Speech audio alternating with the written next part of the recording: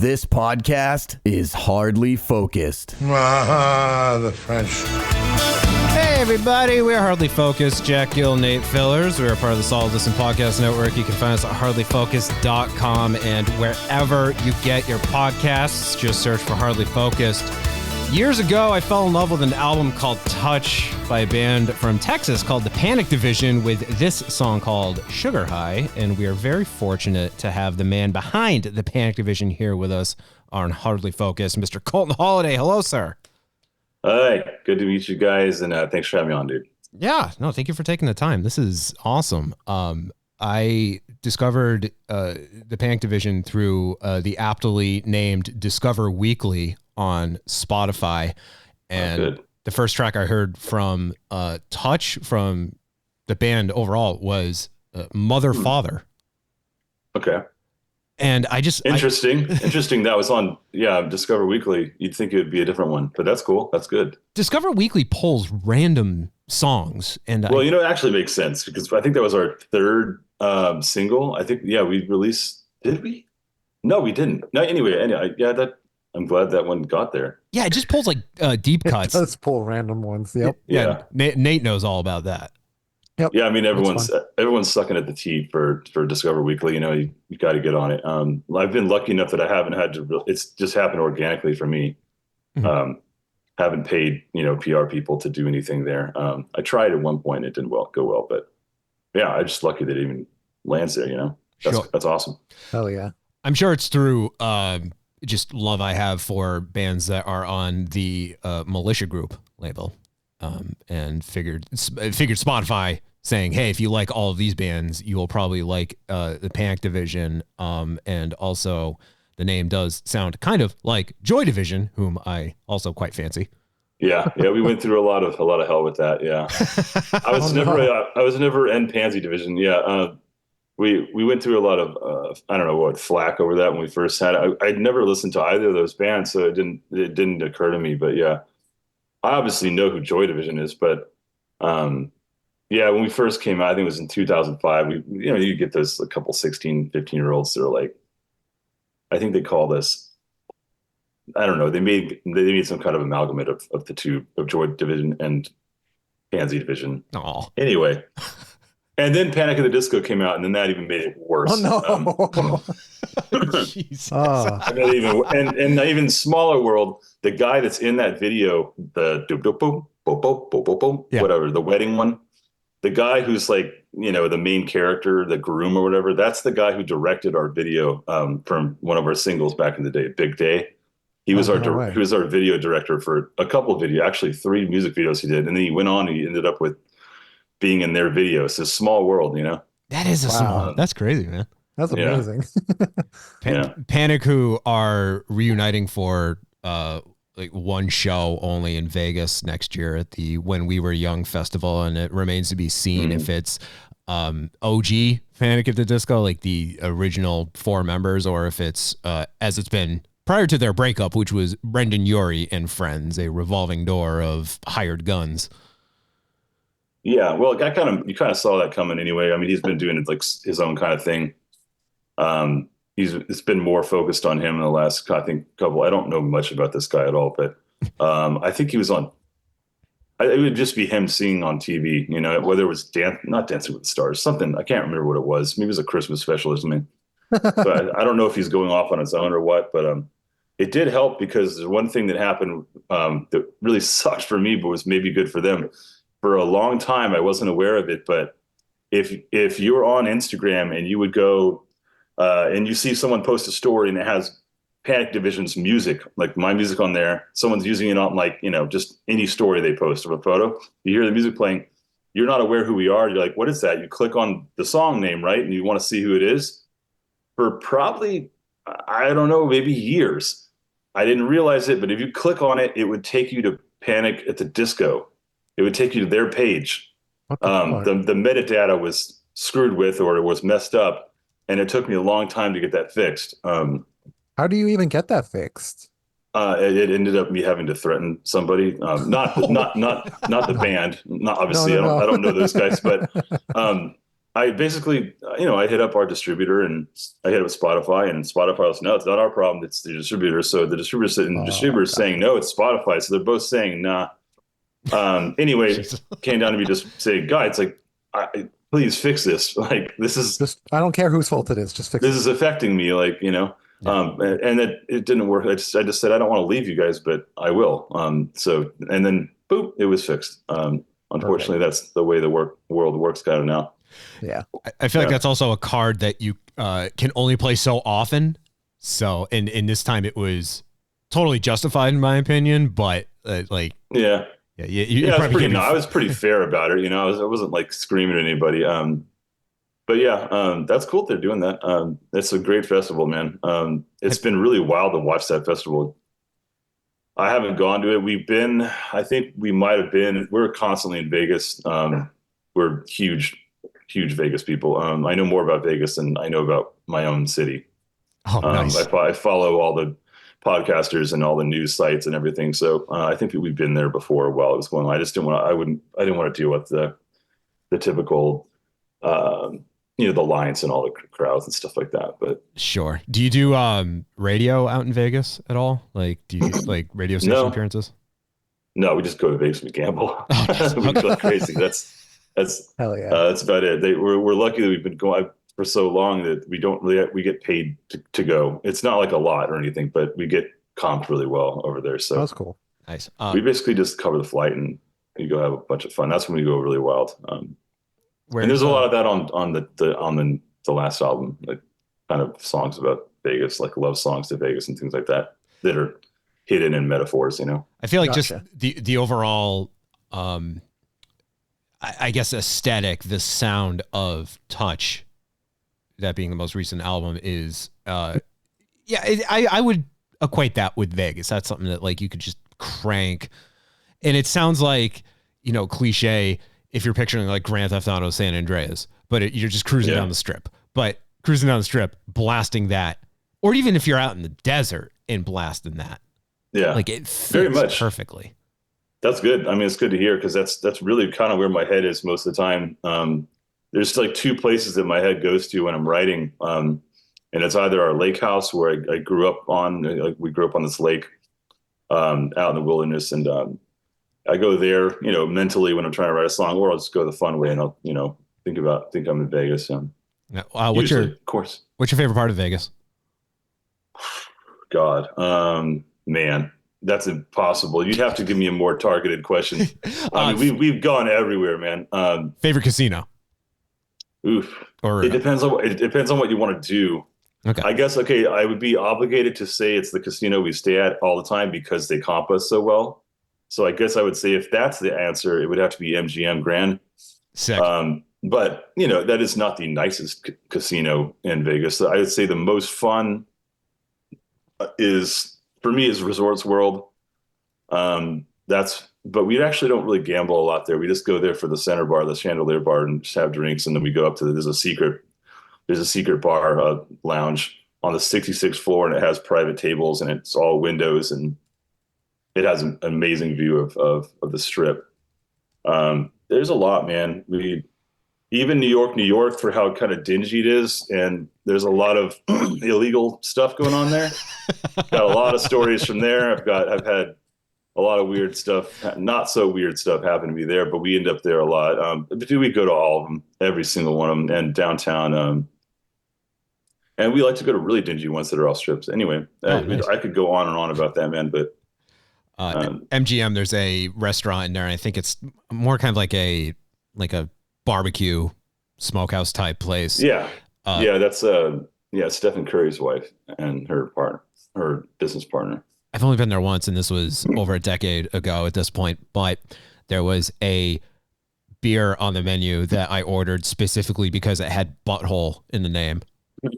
And I'm like, that's for me. I don't care. That'll do it. Yeah. I'm so picky with my beers, and I don't like, and it might have been a porter too, which I'm not like a porter fan, but I drink it A, because I paid for it, and B, like, dude, it had butthole in the name. Of course I'm going to order it. That's the kind of person I am. Yeah. No, I'm the same exact way. Yeah, but really, I'm trying it. And I was a porter guy and a stout guy, and I just got off all that stuff to try to lose weight, and believe it or not, it's like I'm down like 22 pounds from not having those, in my Damn. body. It's like someone told me once, like when you drink a stout, every stout I would drink was like 8%. And it's like putting your hand in a cake and just, Oh yeah. it's like 260 calories was every stout that I drank. Ooh. So that ended up. Jeez. But yeah, I've gone that bar before. It was International Smoke, I believe is what it's called. That sounds about right. Yeah, it's very rustic looking. It's Aisha Curry's restaurant, but I think they used it more for her celebrity status because the real cook is the one behind the curtain. Sure. One of my favorite things about Vegas, and I'm looking forward to hunting these down when I'm back there next year, is, and I know there's one in the Cosmopolitan, and I can't remember if they're spread all around the Strip or if it's just like localized to either the Cosmo itself or in the general area. But I already know where you're going with it. That's a sad part. I think I know where you're going with it. It's the cigarette machines. Oh wait, I know. I don't know. Okay, wait. No, I'm not sure. Okay, they're like the old school cigarette machines. Yeah, like the vending pull machines. the knob. Yeah, but they're these little like wooden blocks that have art either printed or carved into them, and it's I think part of a larger art installation, and it's probably like 25 cents or $1 for each one. But they're just like, part of the fun is just finding them because they're just kind of hidden throughout the casino. I saw something about that. Yeah, I think a little end of last year. I forgot what that was for or who was behind that. Yeah, it was just, it intrigued me because like how often do you see those cigarette machines nowadays? You don't. And it's kind of cool when you see them do that because it's nostalgic, Sure. Now, where were you going? Where'd you think I was going? I thought because you were talking about multiple locations, I thought you were talking about Vanderpumps, all those cocktail bars. Vanderpump Au Paris is the one at Paris, and then there's one at Caesars, and then now there's a new one called Pinky's coming out. That's good. That's good to know, though. I don't watch Vanderpump. My wife does though, and she's super into trash TV. Oh, my girlfriend, absolutely. We're reeling in from the announcement that the cast has been gutted on the show. There's a whole new cast now. They're basically rebooting the show for the upcoming season, and we had to go through a period of mourning. And so Nate and I are local. Nate, I'll throw it to you in a second. Nate is still this here. is cool. I'm hanging out. Yeah, it's talking about. I mean, I read this in the email you sent me about veering off topic. We definitely like jump right into that theme. Yeah, that is true to the name of the show, Hardly Focused.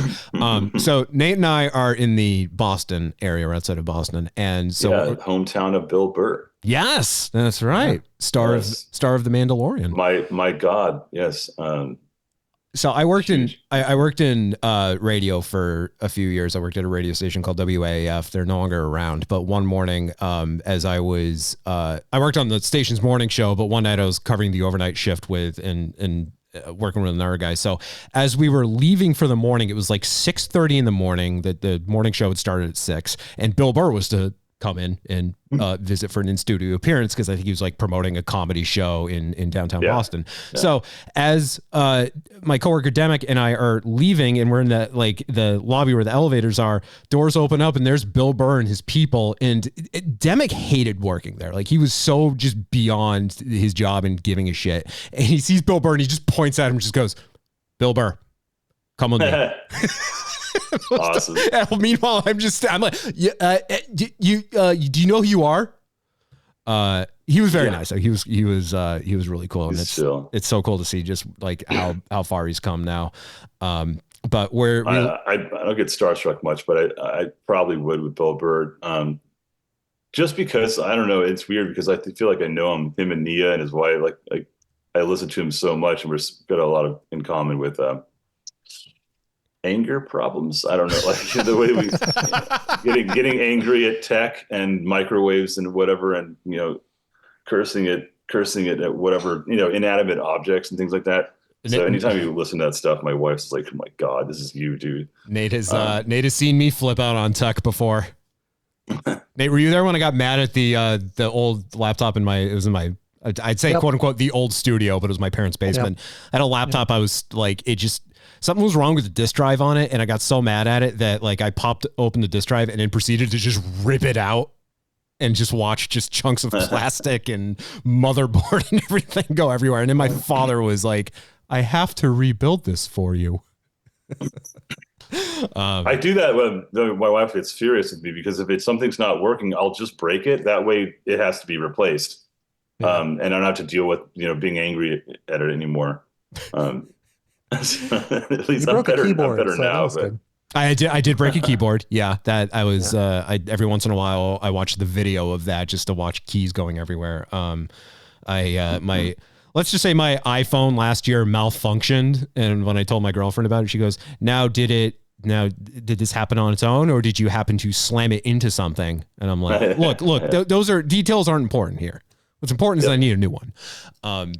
So we're near a casino called Mohegan Sun, and I'm aware. Yeah. they have. Oh, so I thought that was only in California. I didn't know there was one in Boston. Technically it's in Connecticut. Oh, no, sorry. Mohegan's everywhere. Yeah, I was thinking about it from you. But yeah. I think you're thinking of the... There's one in like Upper California. But yeah, Mohegan Sun just dropped out on Vegas. They owned Virgin Casino, and they just dropped out of it. Oh. It's like a ghost town there. Nobody goes there. No way. I didn't know that. Awesome. We have the... like the Wynn Casino, we have one of those in Boston. Oh, it's really? It's Encore. It's the Encore variant, but it's called Encore Boston. That opened, I want to say during the pandemic. It was either before the pandemic or during the pandemic, but it does pretty well. It's still around. Yeah, of course. Yeah, it's Steve Wynn. Yeah, of course it will. But at Mohegan Sun, they have a place called the Wolf Den, which is a free venue. It's like right in the middle of the casino floor. It's typically like every once in a while you get like a really good like indie rock band, alt rock band that will just like say, let's just play a free show.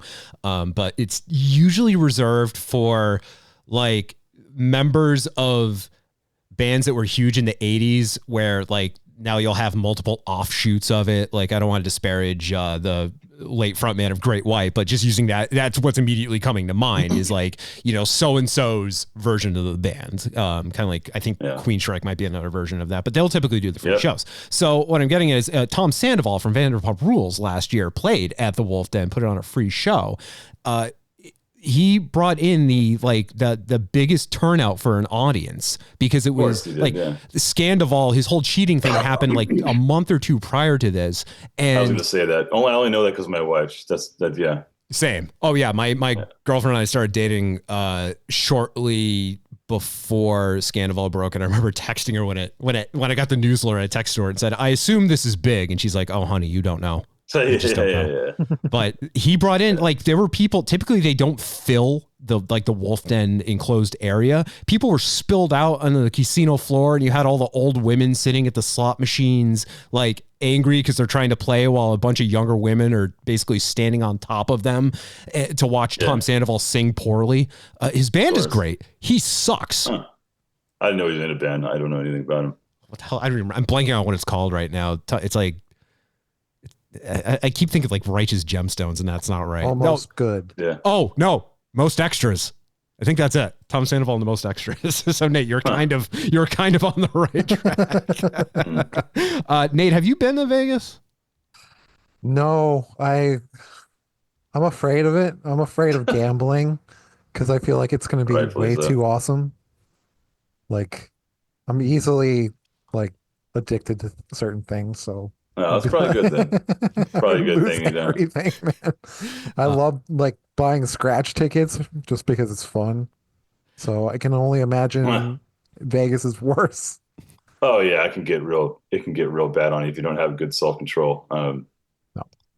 We do fairly well. Like we do a lot of research and things. That stuff that I go like off the deep end before. If I'm gonna like risk money, I want to know every in and out of a game and things like that, and how to get more of an edge. We've still taken plenty of losses that I was like, but yeah, it is one of the most fun. I would say it's the most fun place in the nation.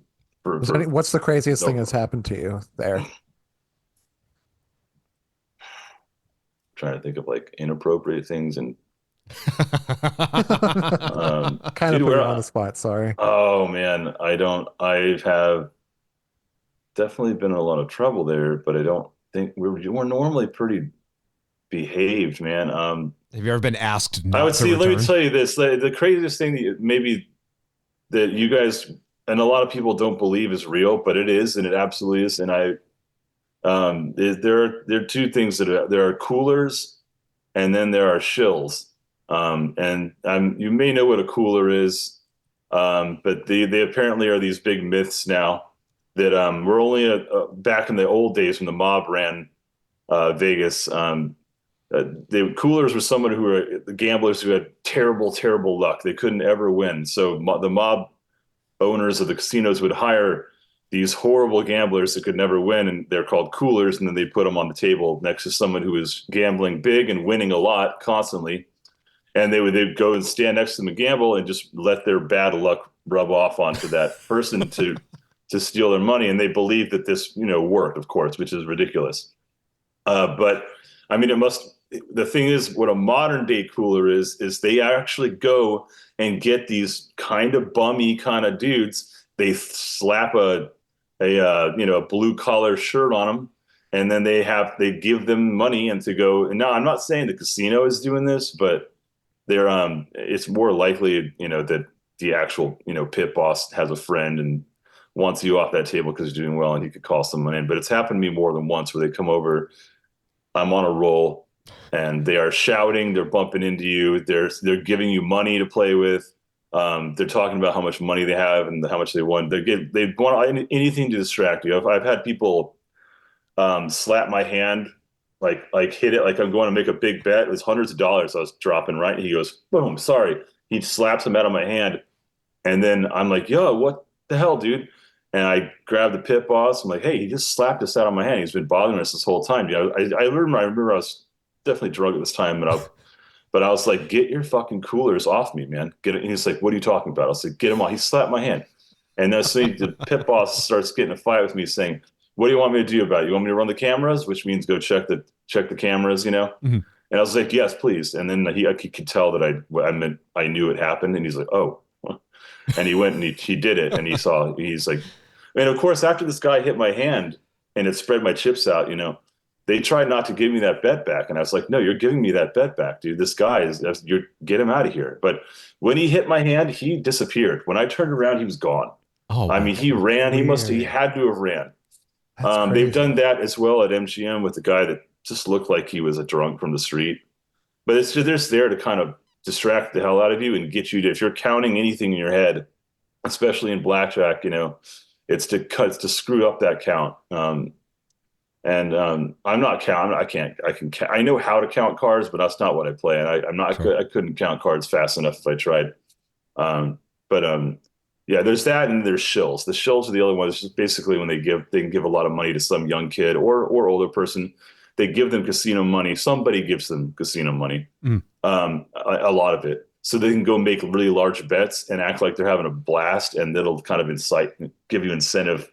Someone like me who does gamble often, the hope is that it'll get me to start betting higher like they are, and kind of buddy, A lot of psychology. But these things are real, and you don't notice it until you go enough times, and the kind of corrupt stuff that goes on there. I think it still makes it fun. My friends who deny it, they've seen it when I brought them there and showed them what I do, and they've watched me, and that they like, oh my God, I see it now. I can't believe this. I can't believe this is real. I'm like, yeah, it's sad, but welcome to Vegas, Oh man, that's really good to know. I'm the total opposite. I'm like a total noob when it comes to Vegas, because every time I go, I always accidentally start talking to like someone on the street who's like, promoting something or trying to offer like a deal somewhere, when they like try to rope you into something that you don't want to be roped into. And I'm always... Oh, you're talking about the clickers? Yeah. The card clickers? Yeah, that's I think that's outlawed now. I don't think they're allowed to do that on the streets. They're gone. Oh, no shit. Okay. Yeah, that was kind of part of this experience too. Like, yeah, there's like dirty parts of Vegas, and then there's like the the luxury stuff. It's kind of both. But yeah, I don't think they're allowed to be on the streets anymore. Okay. That's good to know. It's good to know, Nate. I missed out. Yeah. So it's been a few years since Touch came out. That was in 2019, and then you did the remix album. I believe that was last year. Yeah, that was last year, summer, I think. Mm-hmm. And it was June or something. And then July. You got something in the works right now, but last I heard, there's no ETA on that. There's a rough ETA now. So yeah, it's a full length album. I've been working on it. It was going to be an EP just to keep things going, because I have kind of a plan going forward. But no, this one's going to be a full length. And it's supposed to, my target is summer, but I'm really trying to make sure that I'm not putting anything out until I think it's good enough. So I've already been working on it for almost 5 years now. So, and the pandemic happened during the start of it. So that really killed a lot of time. And it's taken a lot longer because I built a recording studio, and now I'm producing and mixing for other bands. And just a lot of stuff a lot of learning is going on since Touch, as far as on the mixing end, learning how to do just every trick that I can to try to get kind of to a higher level up to the kind of mixers that I would hire for me. So we've made massive progress in my small little studio here at our house. That's just constantly where I am writing and where we're producing and mixing other bands. But yeah, target was summer of next year at 2025. But I think it wouldn't be a surprise if it ends up being fall. Okay. But I am trying, I am grinding this thing. So it's a baby, you just gotta feel it. Yeah. Like when it's ready, Well, there's a lot of things that happen here too, like that no one, fans or music listeners wouldn't even realize. Like, I have a problem, for one, with writing songs that are too fast, because I have anxiety disorder. So I've kind of thought about it for years. And like, damn, why do I keep writing these fucking songs? Like, they aren't even grooving. They're just too fast. And I'd say that happened on Touch, especially with Wild Nights. That song used to be even faster, believe it or not. But oh wow. I think because my heart rate is faster than normal people, I guess, when it could be normal for it to be like 120 over 95 or whatever. I tend to write songs too fast, and then we have to go back and we have to use really expensive software to slow the BPM down without any kind of loss in quality of the music. And sometimes I have to retrack vocals and things like that. So we are going through some of that right now. But yeah, that's just one thing that can hold up an album. And then getting sick, dude, like this has really RSV and all that stuff. We got that. Both me and my engineer got it, and it knocked us out for 3 months straight. I mean, the thing didn't go away. And then COVID over and over and over again. So it's just, I don't really leave the house much, dude, because I'm working here. Both of my jobs I work at home for. So, but when my engineer, Anthony, he mixes with me on Anthony Diaz de Leon. Just want to make sure I give his name out there, but he's my partner. And he's my engineer, and we mix together as a team for other bands, and I produce. So, but he still goes out, and sometimes he gets stuff, and he'll bring it back to me in our small little studio. There's nothing you can do about that. But yeah, it's been happening a lot during me trying to write this album. So there's a lot of setbacks, and I had to have surgery, and then I had to have physical therapy where my neck went crazy and I was lost feeling, and my right hand was numb for a long time, maybe half a year.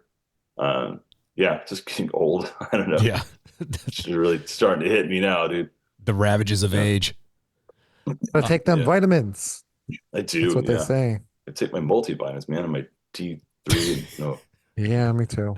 B12 complex, and I wouldn't know if it did. Would this be the longest gap then between albums for you? I think so. Yeah. Touch was already the largest gap, I think, because I took my time on it. And this one, it was 2019 when Touch came out. So it's about 4 years after it's going to be 2025 when the new one comes out. So that'll be 20 years since your first album under Panic Division. Is that right? Shit. Well, that was 2005 was Versus. Don't put me on math, but yeah, sure. It doesn't feel like it when it just feels like yesterday that like bands that I love were doing like 10-year anniversary tours, and I'm thinking like, oh Jesus, how's it been 10 years already? And then now talking about age, 20 years. Yeah, we were fortunate that like everyone back in the old days when we first came out, like our first two records that were on Militia Group, and we were touring full time. we had, we had every member in our band was very talented at something, in their own way.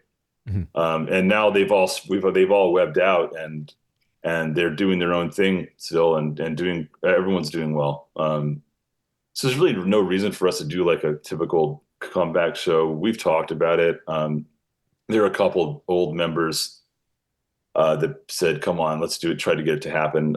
But I took, once the band disbanded, from being a typical 5-piece band back in 2008. That's when I kept it going because I was already the main writer. I was writing the majority of the songs, and I was the one left with it. So I just kept going. And now it's my thing. So it feels odd to be able to, say, hey, ignore all this new stuff. I ignore Touch, ignore the next album, just forget that it kind of devalues it to me.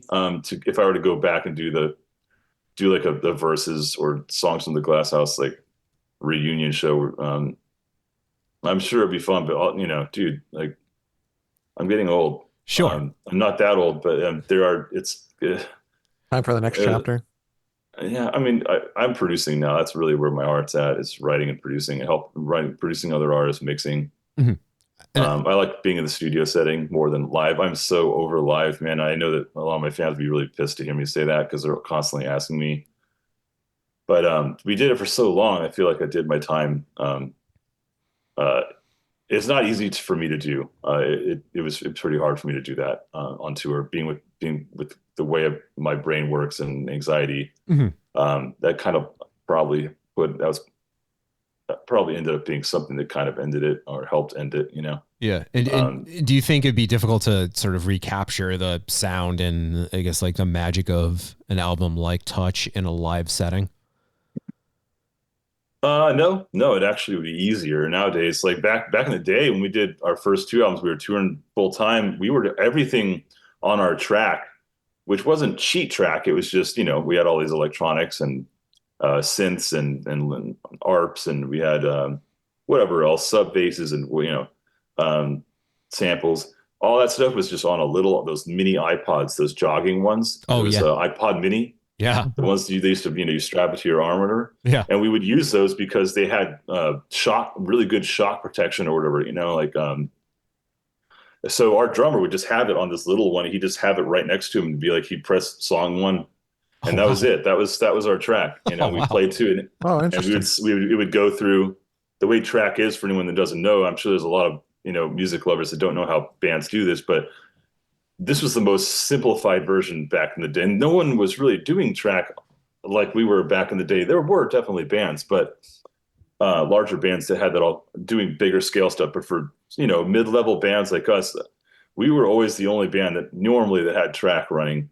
But we would have an iPod and it has all the songs on it. We'd have to take all the songs in a studio. We'd have to go back in the studio, mute everything that we're going to do live. So mute my vocal, mute the drummer, mute the bass, mute the guitars. So now those are gone. You're left with track, what's going to play through the PA system. We're going to play on top of that. And then we would take all the electronics. This is not ideal, by the way. I would never do this nowadays, but we would have to pan all the music to one side, like say the right side, completely hard right, pan it hard right. And then over here on the left, we would have the click, do, do, do, do, do, do. And they would have my voice saying one, like to start off a song. It would be like, Big Day, 1, 2, 1, 2, 3, go. And that's what the drummer is hearing in his headphones in his in-ears. So he's hearing a click in the left ear and he's hearing the music in the right. And that's how we stay on time with the track. Luckily I think we only had one time where the track messed up out of maybe 5 years, 5 years or so. Oh, nice. So it was reliable, but now, you use a laptop, you can go way bigger than that. But, most people I think still are using laptops, but you can have complete stereo however you want it. I'd stick with the iPods, honestly. If it ain't broke, don't fix it. Well, it forces you to have all of your track in mono. So you don't want that. You want synths to be completely spread. Everything should be spread stereo. Yeah. So we would have a laptop likely. a really good, like a M1 or M2 or something we really know is not going to shut down on us. Sure. And then when it comes to the drums too, because I know especially with touch, the drums are unless you've got, you know, an octopus playing, those are very heavily overdubbed. I mean, we'd be triggering drums for sure. Yeah, I feel like that'd be a it'd task be a better show than we've ever done before. I guarantee that, because of what I know now, just being like a producer mixer. Back then I was just a musician. I didn't know much of, we were always in the studio setting, but now I know how everything works very well. So we'd be triggering very mean drums. It'd be fun. It would sound incredible. And maybe we do it eventually, but I'd have to call upon a lot of old friends and sure. Some new ones. Yeah, sure. But the focus right now is just being in the studio and getting the next album out. And it sounds like you mentioned this earlier about like moving forward, and it reminded me of an interview that the Pixies did recently, where they talked about how their output has been very strong in the last 10 years, and I think they've put more music out now as a band reunited than they did during their initial run.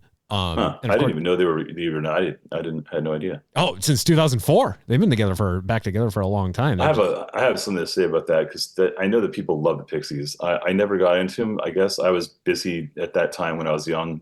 Linda, well, what time? When were they big? What? Like late 80s, early 90s. I think like between like 88 and 90. So I was full on in at that time. I'm a hardcore kid or a metalhead or something. Okay, that's probably why. But the guitar tone on that's on their biggest single, I just can't. I think that's one of the most nastiest guitar tones I've ever heard in my life. Yeah. Yeah. The distortion on it just drives me insane. But people like that, you know, it's the indie thing. But Kurt Cobain loved it. That was his favorite. I'm sure band. He did. Yeah, I get it. I have to agree, though. I think Boingo was his favorite band, or even you were wearing Jesus Mary Chain. That was Ben Gibbard's favorite band, or one of his favorite bands. Yeah, he name drops the JAMC. Yeah, exactly. And when they're having sex in the car, right? Yeah, we looked like giants on Transatlanticism. Jesus Mary Chain, Pixies covered Head On their last album before they that band was mega influential to a lot of people that I grew up just really admiring, you know. I saw them at the show. Actually came from seeing them in Brooklyn a couple months ago, and then now the Jesus and Mary Chain cost my hearing seeing them in Boston in 2012. I swear I suffered hearing damage from seeing them when I did, and they played a markedly quieter show when I saw them in Brooklyn, but because they're older. Because they're older, definitely. Yeah. They're all protecting their ears now. Yeah. But I was like a week later, I was in Miami, and I'm on Ocean Drive, and a guy on a moped, a Scottish guy on a moped, was sitting at a red light, and the light had turned green, but he insisted on pointing at my shirt and saying in the thickest Scottish accent, "I love your shirt. That's a great band." And I'm like, you know, nice. I know you know. Yeah, he gets it. Yeah. But I bring up the Pixies, and it's fascinating because Pixies are local to us. They're from Amherst. Really? Okay. And they have a song on their album before they split called UMass, because they all met at UMass Amherst. But they did an interview recently because they just put a new album out in October, and they'd said, we've been more active because we don't want to be a greatest hits band. We don't want to just perform all the songs that everybody knows. We want to be able to fall back and have like a mixed set where like half of it is more recent stuff, because obviously there's going to be fans there that want to hear the newer stuff, but then they're going to have to, you're shopping it to people too, you know? I mean, you're selling a product here, and you're more proud of it because it's your most recent work, you know, you're a better musician. Most people usually are, you know? Mm-hmm. I was that person because I never wanted to play our single, our biggest single. My fucking band members hated me for it. And they're right. I'm totally wrong. And I knew I was wrong then, but I hated it. I hated it so much, but I wanted to move past it, you know. I wanted to do new stuff. Kurt Cobain was like, I'm going back to Kurt. He never wanted to play "Smells Like Teen Spirit" live. That was exactly what happened to us on a much smaller scale. And I totally get why he didn't, you know, because he's an artist, and you want to do new stuff. Yeah, you learn, you know, you grow. Exactly. And unfortunately, your fans don't grow with you because if anything, nostalgia, it grows and it spirals and it gets better and better. I mean, especially if you take a break from it, you come back. I mean, I still do that with old, emo stuff or in the emo scene. We go to my lake house and I bring my friends, we're hanging out and drinking till like, 7 in the morning. We're like pulling up bands we toured with that I still love to this day. Like Man Alive was probably nobody knows them, but we toured with. They were on Militia Group. Maybe it's because we toured them, but we brought up like bands like Acceptance. Oh hell yeah! And by the way, that's the band that got us signed. No shit. That's this band who got us we used to play for them. Anytime they came through our city, they would request us to open for them a couple times, because Christian and Kalen, the two guitar players, they liked us and they started requesting we open with them, be on the same show, and we were like, fuck yeah, we loved them. I love it. I still friends with Christian. I haven't talked to Christian forever, but I think on Instagram we're still friends. But he lives in Vegas, I think. And Kalen helped me out a lot with. He hooked me up with my PR person for Touch. I used the same PR person that did work for Acceptance, and then she did like the Used, and I think at some point back in the day. But I love Acceptance. Yeah, those guys are great guys. We used to hang out with them on tour. They'd come out and we do karaoke and get hammered, and yeah, those are good guys, man. Yeah, I was so happy. I mean, this is 10 years ago now, but when they announced they reunited, I was impatiently waiting for that. And then when Amberlin initially split, I figured that would have opened the door for Christian and Acceptance get back together, which they did. And I'd say they're kind of like doing what you've been doing, because they do perform live, but it's obvious that they all have other commitments that prevent them doing a full-blown tour. A lot of them have kids, yeah. Kids, I think. Amberlin's back, Christian's involved with that, but like they still put music out, which it makes me happy. They're another band. They've technically put out more music reunited than they did during their initial run. And I know they kind of got like, I think they have a whole thing about, Christian did an interview, talked about their label. And I don't know if it wasn't Militia Group. It was, must have been after Militia Group. I think they were shortly on Militia Group. That's how we, got it in with them. I forgot where they went after that. Yeah, they basically, whoever they were signed to kind of were the reasons why they split up, because they kind of were, they would say they were sabotaged by their label. That's probably not what actually happened, but like you're talking about not wanting to play your biggest single live. Well, their label told them, hey, you have this ballad on an album full of fast-paced bangers. Why don't you make that the lead single? And the band said, hey, you know what's a better idea? Breaking up. Yeah, so that's actually extremely common. That's usually what labels do. They want the ballad first. That was a huge problem for this happened at Counting Crows as a good example. Like Mr. Jones was not what they wanted at all for their first single. They wanted all your life, it's just a shame, shame, shame. Fuck. What is the name of it? It's my favorite song by them, probably. It was the last song on that album. They wanted that to be their single, and it is one of the greatest songs Counting Crows has ever written. Is that off August and Everything After? Yes. Yeah. Okay. One of the best albums ever written, probably. I'm an awful Counting Crows fan, because I am absolutely blanking on the name of that track as well. Is it A Murder of One?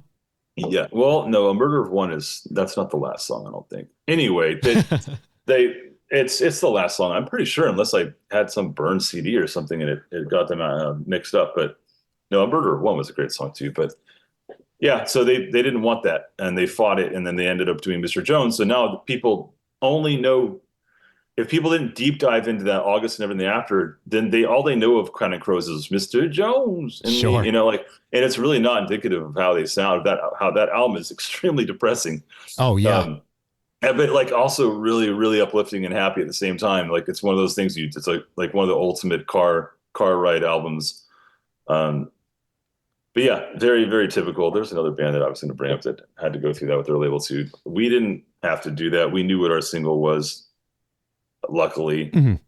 I think there was, what label was it? It was the one that, it was Victory Records. I know there are a lot of bands that had issues with that label and would either go when they were transitioning, I guess, or is this back when they were real Victory Records hardcore? That's what I grew up on, was like early Victory before they went pop, emo. Definitely the emo phase. I'm thinking of like bands like Taking Back Sunday, who like had to fight to get out of their contract, or bands, and I can't like name one off the top of my head, but I know there have been bands that have just split up just to get out of their Victory contract.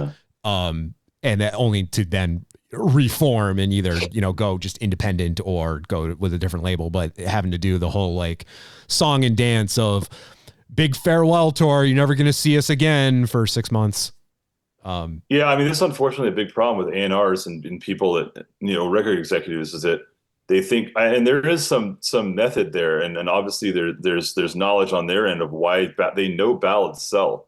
But if you're an upbeat band, rock band, that's not the right way to go. You're going to get fans based off the aggression and the excitement of your songs. A ballad should be like a number 3 or number 4 probably single in my opinion. But I'm not a record exec, so I couldn't tell you. But yeah. I've hated when bands do that. The same thing happened with.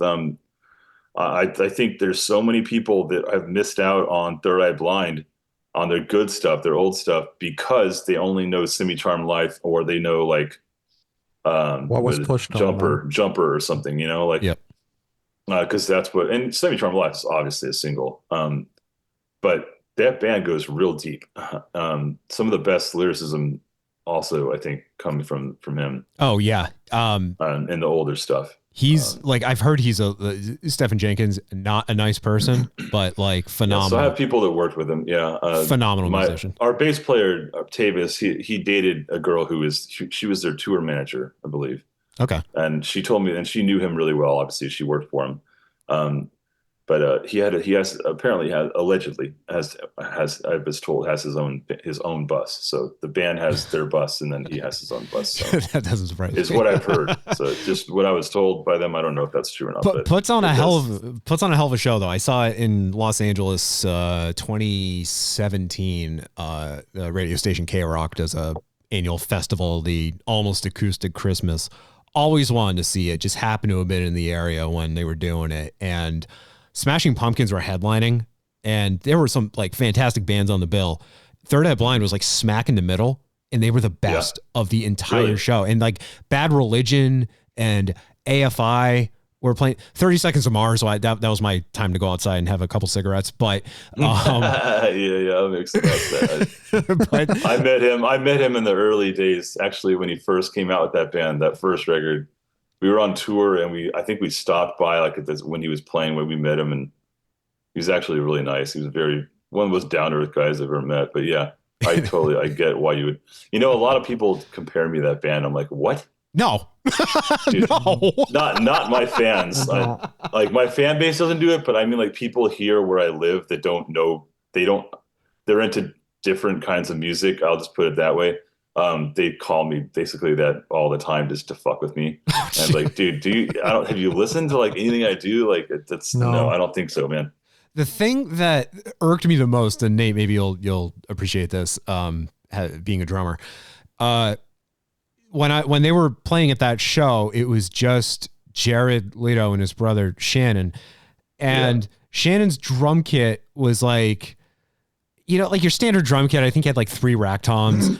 He had he only had hi-hats. He didn't have any other cymbals. Like how the hell are you playing without a ride at the very least? He was probably just doing this simplified like double hi-hat snare kind of thing. Yeah. And they probably had the rest on track or something, or that they're just trying to be artsy, Definitely the latter. I stayed for their first song, and I think I came in during the last. Like I timed my break perfectly, but like even the bigger band, like I figured Smashing Pumpkins would have blown everybody out of the water, but no, it was Third Eye Blind, and they dude, they're so raw live too. I always thought they were a horrible band live. I never got to see them live. This is really contradictory what I'm saying right now, but from everything I've seen online, I've always tried it so many times that I could see them live, especially in Vegas. I've been really, it's one of those bands like there's certain bands that I'm gonna wait for them to hit Vegas right at the right time. I'd rather see them there. Even I'll pay the extra money. And I just keep missing it by like a day. But I like that it's raw, dude. I've got friends that they actually are the techs for that band, drum techs, and because a lot of people that we used to tour with us, or were our old one of our old sound guys. He's doing stuff for a lot of big people like Chaim. He runs side sound for them. He's done it for Machine Gun Kelly and man, other bold big stuff. But yeah, I just think it sounds like they sound better now live. It's what I've kind of gathered. It could be just Stefan just flushing out the previous lineup. I don't think there's anyone else from the first album left in the band. Their original guitarist, the good one, like the OG, the best, is gone now again, right? I thought because he came back, and I thought he was back. Yeah, that sounds right. A big deal because he is Third Eye Blind. Like without him, I never remember his name. It's not Bernardini, is it? Well, he's Asian, but I hope he's Asian, or I think he's we'll cut it out or something, right? We'll cut this part out. I'm pretty sure he is. I think he's half Asian or something like that. Are you thinking of is it Kevin? Maybe Mongol. I wouldn't even be able to tell you. I can't remember his name. Our Daniel, our old guitarist, he was obsessed with him. He would be able to tell you all about the guy. At least back in the day, he could. Okay. Time and time again, quickly from August and everything after, the Counting Crows. When I saw them, and this had to have been, 2014. Yeah, they were playing with Toad the Wet Sprocket. Oh my God, dude! I grew up on that band. My dad had all that. That song really that was one of the songs I think that kind of made me got me into really got me into music. Like the kind of kid, when you're a kid, you discover music, you discover a couple bands, and then you just are in your room with headphones on, just kind of listen, or just a small stereo, like listening for all night. Right. Mm-hmm. That all I want is Feel This Way. That one really got me when I was young, if you consider how old I am now. So this would have been pretty way back in the day, but sure. That song holds up, dude. That's a good song. I fucking love them. I saw them in, I think that's like, it was the Ghostbusters 2 soundtrack for me. They were shit. Toad was one of those bands that just showed up on every film soundtrack in the 90s. Like, were they really? Yeah, I think that's the only single they had, really, though. And I think he just does acoustic solo tours now. No, they're back. Are they back? They've been back for a while now. I just saw them with the Gin Blossoms a couple months ago in Boston, and they actually just put it was like a promotional single for the tour. Dude, I would go to that in a heartbeat, man. It was so good, man. They were playing with Vertical Horizon. Dude, yeah. That's another shout out to the crazy Vegas shit. We have some video. Maybe I'll text it to you. But yeah, we had it's actually not. We were in a limo, and because my friend Richard, he likes to go big there. He gets a limo for everyone, and there's Bluetooth in the limos, so you can blast on the speakers. He puts on, yes, and and we're like, oh my God, I've heard of this fucking, I haven't heard this song in so long. And he's drunk, he's jamming out, he's air guitaring, and I'm panning my camera, filming people, and I get to my punk rock friend, this guy Brandon, and he doesn't listen to this shit. He's been into like this punk rock, right, his whole life, and I just catch the end of the video of him going, "Is this Savage Garden?" Oh, Jesus. I was like, no, not even remotely the same, kind of, I guess. Is this the Chicken Cherry Cola song? Yeah, the Chicken Cherry Cola. But it's got to be someone who's like yelling at me through however they're listening to this right now about the Third Eye Blind band member's name. I said Bernadelli earlier. It's Tony Fredinelli, I think. And I think that's right. I think that's right. Yeah. But you know his guitar when you hear it. You know his guitar sounds. A lot of kind of auto wahing and a lot of wah stuff. But anything good. So on that same topic, sorry to interrupt you. I'll try to. I know I'm bad about this, but we're all over the place, and that's great. I love it. Speaking of him making that band, not making, obviously Stephen Jenkins, massive. I mean, he's one of the best lyricists. But when you were talking about Gin Blossoms, and to me, that's one of the best bands in the '90s.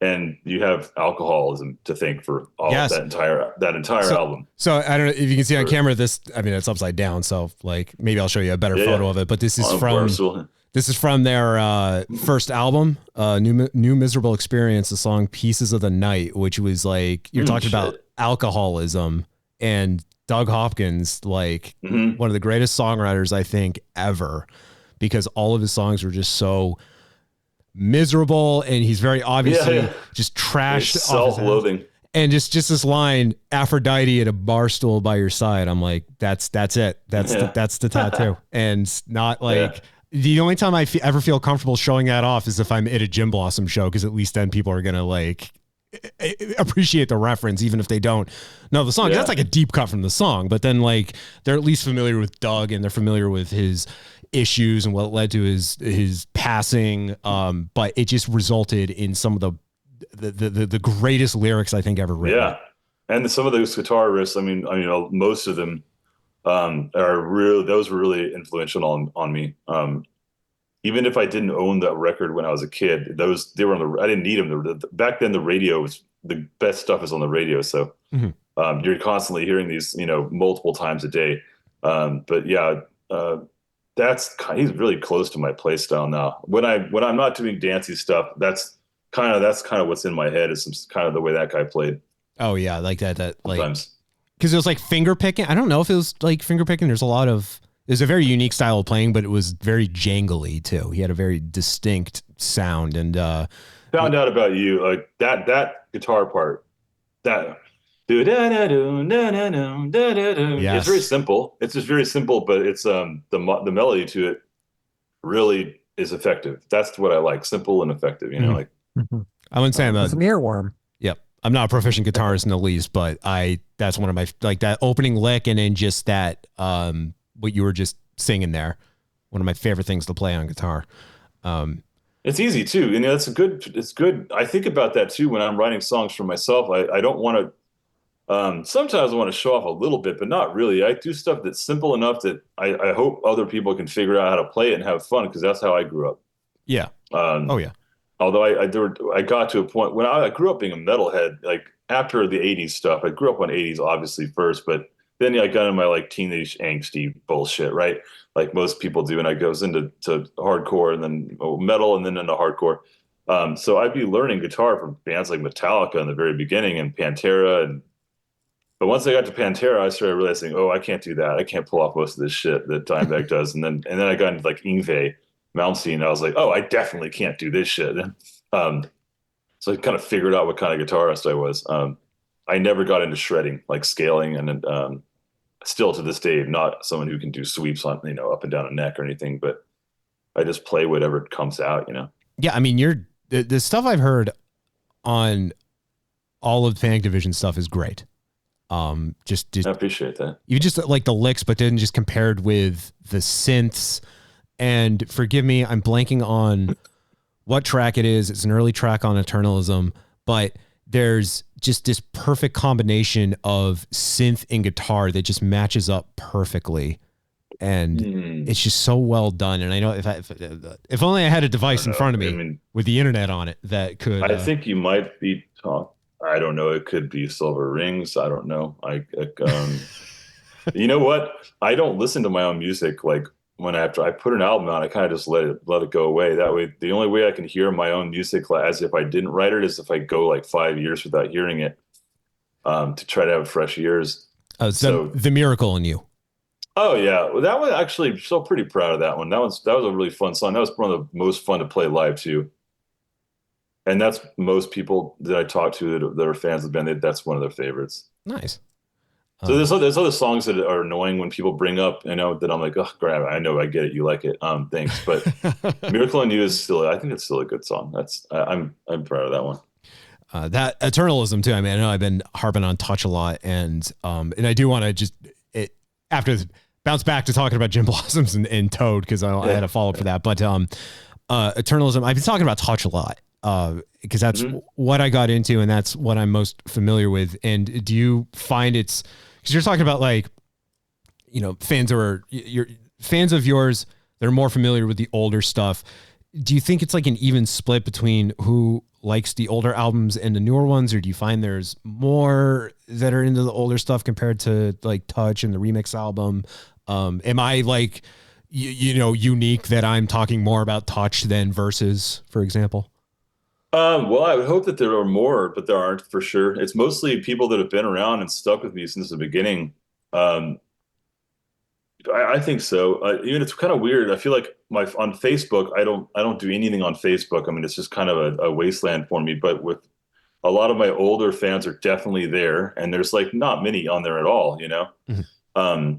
But they're there and they don't go anywhere, and they've been around since the beginning, and they'll. I mean, for how I'd say small to mid of a band I am, I really have some incredible fans. They'll do anything for me. I mean, I've never asked any of them for money ever, but just, buy the record and stream it. I'd never done Kickstarters or said, although this one I'm trying to go for some pretty big mixing stuff that's going to cost a lot of fucking money. I've always had, and it's just me, by the way, so it's, I'm covering everything financially, and it's not just my money anymore. It's me and my wife's. So I might need help this time around. I don't know. We'll see. My point is that they'll do, they'll support in any way, but on Instagram, it seems to be a lot more of the new fans that found me through Touch. And that's where I am for anyone that actually wants to get in touch with me. If you try to hit me up on Facebook, I might not see that thing for a motherfucker. Who knows?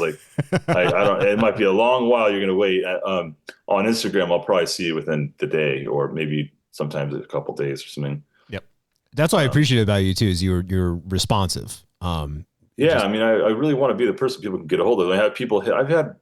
I've had so many fans they hit me up saying you saved my life. I was going to kill myself. I remember one that told me his brother died in the military or something, and he almost took his own life. And one of my songs kept him from doing it, or helped in some way. And wow, I mean that's just wild. That's the best compliment ever, dude. I'm just a guy. I don't even. I'm not a rock star by any means. Not even close. But you made a difference. Yeah, and I get those a lot. A lot of thank yous for this song and for what you said in this song or whatever. It's I guess my music is pretty good coping mechanism for a lot of people. And I think that's kind of most of the vibe of what I do is try to. Yeah, it's kind of sad boy music. I would call it, but with a little bit of splash of hope. Sure. And I feel like if you have enough output, if you're just constant about things like this, you're gonna have one person who at least is going to say your work has gotten you through tough times. Even just on a project like this, we've been doing this podcast for 15 years now. And there have been people that have reached out to me and say hey, just listening to you guys has got me through tough times. So I'm like, how? Yeah. No, yeah. It's really just having, for podcasts now, especially being the biggest thing in the damn world, right? It's so I'm huge into podcasts because I'm a designer for a living. And I'm constantly, well, here, it's one thing. I'll start from the beginning really quick. You guys are Bostonians, right? So one of my favorite podcasts that if you're a PC person, never listen to it because it's old. But Bill Burr's old podcast, Uninformed, with Joe DeRosa. Oh yeah. Love that podcast. Too bad they only made 15 episodes or something back in the day. But that's back when there was not really any censorship, and that's still some of the funniest shit. Yeah. I listen to Bad Friends like crazy. They were just comedy podcast, They were Opie and Anthony disciples, which is what got me into wanting to. Yeah, those are the hierarchies of all the good shit. Yeah, this is why I wanted to do this, was because of Opie and Anthony. And when I go back, and I'm kind of every few years I go through a kick where I'll just pull up, their old broadcasts are on YouTube, and you can hear the ones example that have Bill Burr on them and DeRosa, and then these other great comedians that for better or worse are famous now for their own reasons. But just listening to them back then and just listening to half the shit they would talk about and be like, how did we get away with this? How is this the norm? That's what makes it so good, dude. That's why I was bringing up Uninformed, because man, did they say some horrible shit in that. And it's just right before, it's probably a couple of years before cancel culture and all that stuff started coming out. So they grazed right past it. Yeah. And you can hear how Bill Burr has not only he's matured a lot with what he can and can't say, but I think it's both. He knows he has to watch out now because he's much bigger and he has a lot more to lose, and he's a father, but I think he's also he's just grown up. Sure, and he's also seen his contemporaries do similar things, be at the same level of fame, and then for one reason or another something comes up, and the whoops happens. Thank you, Nate. That's a great way of putting it. I'm of the mindset that a whoops or a couple of whoopses in your life should not be taken away from you. We're on the same page. So I can't stand that kind of. I can't stand people that cancel other people or try to. It's just disgusting. And I do stand up, so I'm right there with you. Yeah, I mean that's a hard thing to do. A lot of people you're gonna get in trouble a lot. Yeah, I mean and not to mention, like, people can interpret what you're saying in any way that they want to. So it's like super cool, because it's like, well, like, there's so many, like, where the intent of the joke is one thing, but people are like, you said this word, so that's what it's about. It's like, no, that's not. You don't get to decide. No, what you it's don't. About. You're in a comedy club. You're coming there to laugh, to get a. You should be listening to the same thing that offends you, so you can laugh about it and then go home and feel a little sleep better at night. Exactly. But some people take it. People will, if the second, they'll laugh at anything. They'll laugh at racist jokes, anything you want. But the second it hits, their father who had cancer or something, now they're offended, and they've taken your work and they've implemented and shined it on their own life, and it's really stupid. It's for idiots. You need to be able to laugh at yourself and your own life first, right? I mean, that's what the art is. It's to laugh at things that are bigger than you, to make them smaller. Yeah. That's why I think it's great what podcasts are doing right now, especially all the, I would call them podcast comedians. People like Santino and like Bobby Lee's been a real comedian for a long time. But like, why I like them, they're keeping this shit alive. And because if without podcasts and comedians going on to podcasts, comedy could have been dead by now because of how bad cancel culture and PC culture got. They're the ones fighting back, even though they're not great at stand up, I would say. They're the ones fighting back at it and saying, "No, fuck you. This is what we're. This is what we're saying. Fuck you. If you don't like it, go away." But they're fighting back and saying, "We're not going to apologize for anything." Nor should they. No, it's comedy. It's therapeutic, and I don't think most people realize how therapeutic it is. Why it's so important. I gotta say, I was critical of Shane Gillis when the whole controversy happened with him getting hired and in the same week fired from SNL. Yeah. But then seeing him at Mohegan Sun earlier this year and kind of, obviously his career's taken off. He's hosted SNL. I've become more familiar with him. He effectively became famous because he got fired from SNL. And then I became familiar with him and then kind of put all that in my mind just aside because I saw him at Mohegan Sun and I was laughing my ass off at not just him, but Luis J. Gomez too, who is obviously more risque than Shane. And both of them, I'm like, okay, these guys are fucking funny. And also like, I paid for this. I'm here to laugh at them. It would be crazy for me to be sitting here with my arms folded, harumphing because I don't like what it is they're doing up there. So, like, not only in that environment can I respect them, but now just as comedians, I'm like, all right, I take back what I said. Like, I respect the game. They're funny. I actually thought when Shane Gillis put out his first stand-up on Netflix, I was kind of underwhelmed by it. I thought it was kind of almost awkward. I don't think it was indicative of how funny he was. He's more of like a guy's guy, he's more funny on a podcast talking to people. But I thought it had a lot of polishing to do. But I don't know. But since then he's gotten even better and better and better. I will say his SNL episode wasn't that good though. I think he was just out of his comfort zone or perhaps afraid that he would get further canceled. Even though now he was, given the platform, effectively invited back.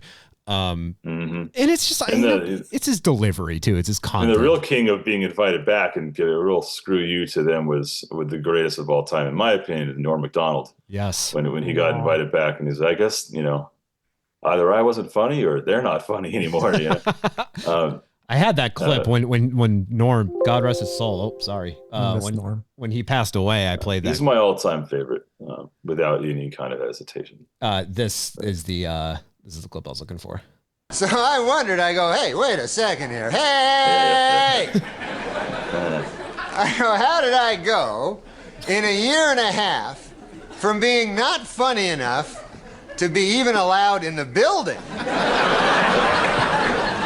to being so funny that I'm now hosting the show? Then it occurred to me, I haven't gotten funnier. The show has gotten really bad.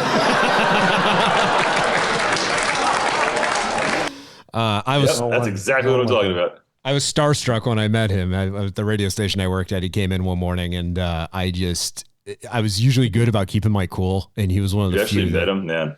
I have it's hard. Speaking of Ace, it's not hard to meet it back then when he was still alive. Like, you just go to Win. That was his spot. Oh, really? Yeah. So you just go to Win. He's there constantly. He's a really problem gambler, a bad gambler.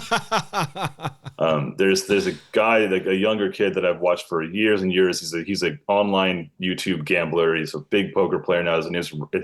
His handle is Ryan DePaulo, Degenerate Gambler. And he ended up going and, meeting Norm all the time in casinos and knowing him. Norm did this thing at a casino where he bet it was something like he lost $50,000, $60,000 or something quickly, really fast. And he took all of it. He walked outside. It was in Atlantic City, I believe. Mm-hmm. He walks outside to the ocean. He takes everything, all the cash in his wallet, and he rips all of it up and he throws it in the ocean. And he was telling, I think, Jay Leno or somebody, or maybe Letterman about it. Yeah, and he was saying, well, if I don't have any more money, I can gamble it. That was his reasoning. But he's an admittedly very bad gambler. Yeah. On craps, specifically craps. Yeah. Oh man, I miss Norm. No one else could do what he did. It's just no fear whatsoever. I mean, he lost his career from having no fear about. He got canceled. He straight up that was one of the earliest cancellations ever because he was talking all that shit about OJ. Yeah. And then the guy that worked there who was friends with OJ, go figure. Now you're fired. Yep. Sucks. He when I met him, I just remember I was just like he introduced me. He's like, I'm Norm, and I go, I am Jack, and he just goes, sweet. Yeah, but back of my head, I'm like, damn it. Yes. If I may backtrack a bit,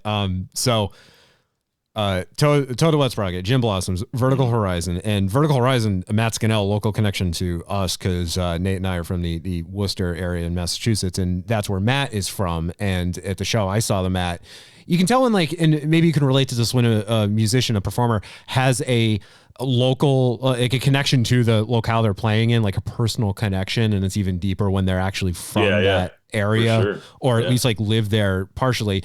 And he's on stage, Scannell, and he's not only is his mother in the audience, which was cool, but he's not only talking about his time living in Worcester. He pronounced it correctly because no one can pronounce Worcester unless if you're from outside of the state. I mean, and he's also talking about just local places, just name dropping all this stuff. And I'm like, all right, I get it. You're local, but I appreciate it.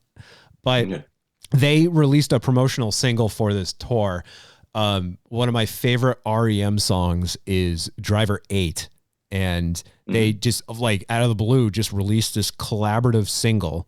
Never in my lifetime would I have ever expected to hear Toad the Wet Sprocket and Jim Blossoms on the same track, but it's there with Scannell from Vertical Horizon singing harmonies. And it's so good. And they, all three of them, all the singers on stage together with Toad performing that song. And if you're in any of those bands in the 90s, late 2000s, your mind would have been blown just seeing them all together just performing. And for sure, kind of thinking how did it take this long for this to happen? Yeah. Michael Stipe was one of the best, I think, frontmans as far as movement on stage. He didn't have to do almost anything. It's just the way that he presented his vocals, the way he moved his body. I used to study that shit. I used to study that guy. I never really had to be a guy that had to be a frontman because I always had a guitar on me. But I used to watch a lot of his live videos. So certain ones, I remember there's an outdoor show. It was back when he painted his under his eyes were red. Mm-hmm. But these small little things that he would do to handle the mic and the way he'd like rest his arm. I used to do this when I sang, is because of Michael Stipe. Oh, okay. Because it was easier too to like kind of rest like the mic's here, right? But Yeah. I would just rest it on top of the boom stand and sing that way. I think that like subconsciously had to come from him because he does that. It's just, little nuances from other singers that, I admire. It's odd that we've talked about basically everything 90s, but like no 80s, which I think most of my fans think that's what I am, is like super 80s. But I guess it's probably more appropriate that a lot of my real influences came from a lot of early 90s bands. And then all the really special shit that I was brought up on, like Phil Collins and Depeche Mode and things like that, and Tears for Fears. That was all the very beginning. That came in and they got meshed together and became what I do. There's such a heavy influence, especially with the more recent albums. It's very 80s tinged, and I love that. Like, I'm a sucker for that. There's just a certain sound that, like, the retro vibe. Yeah. I'm all about that. Yeah. I mean, me too. Yeah. I can't. I actually am not a huge fan of like synthwave stuff anymore. I think when it came out, it was really exciting. Bands like the Midnight, like Tim from Midnight.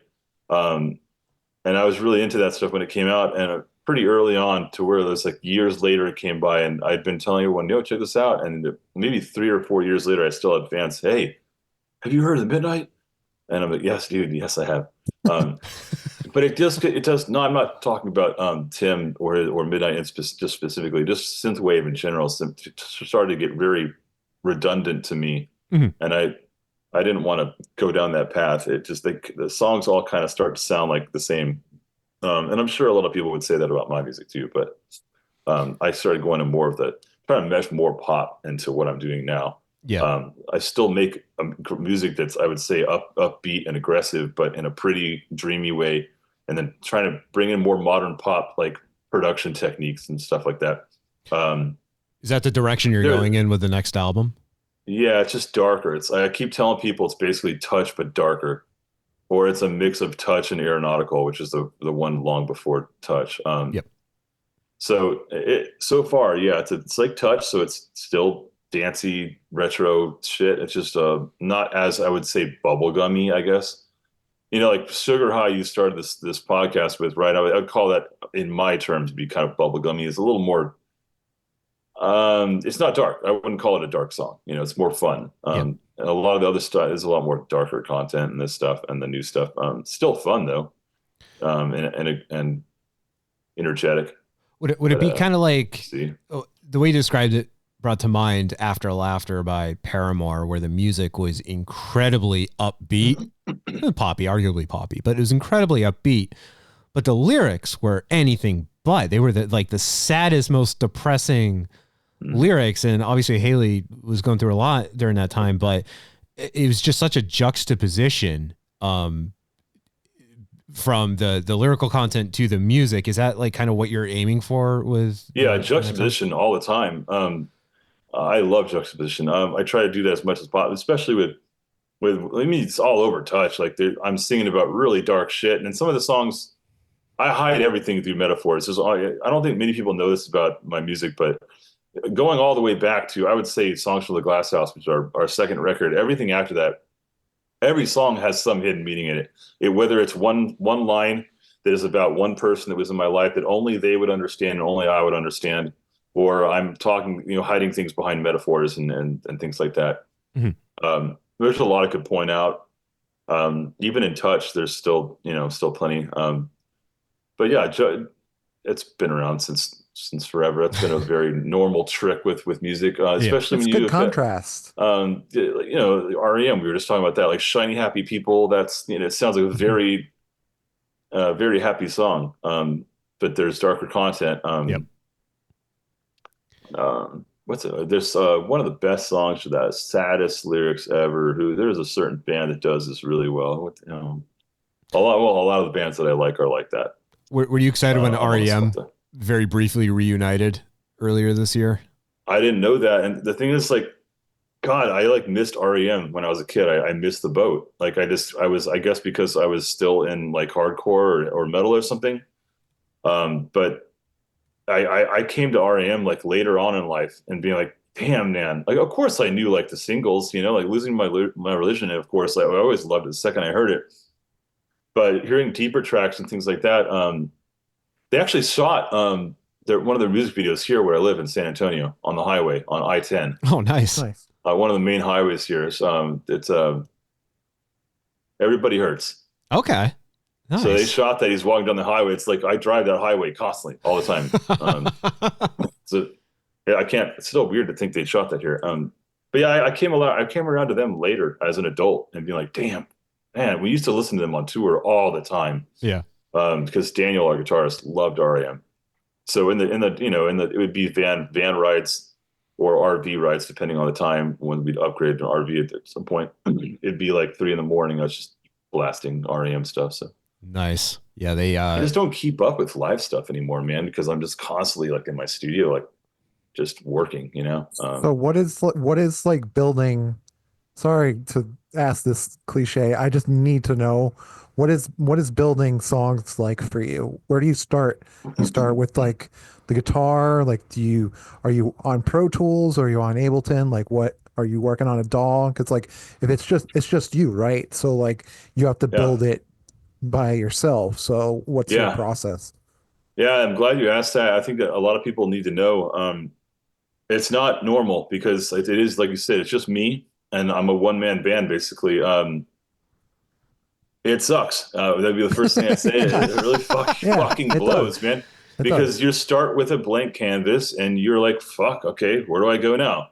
And the only thing you can do really is you start with, I would start normally with a synth or a loop, something of an ARP that has movement to it.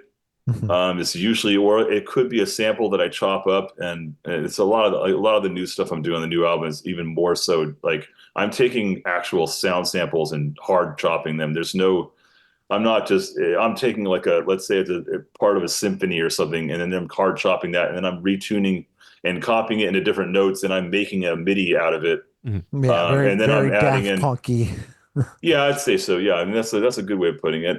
Very choppy kind of stuff. Not all the time, but I would start with synth, with some kind of pad usually, or a synth, a loop. And that's kind of the way it's always been since the early days. And then after that, I'll go for a bass because then we're setting the actual melody here. And once I have the bass and I'm sitting here playing bass by myself, once I lock in on like something on a melody I like.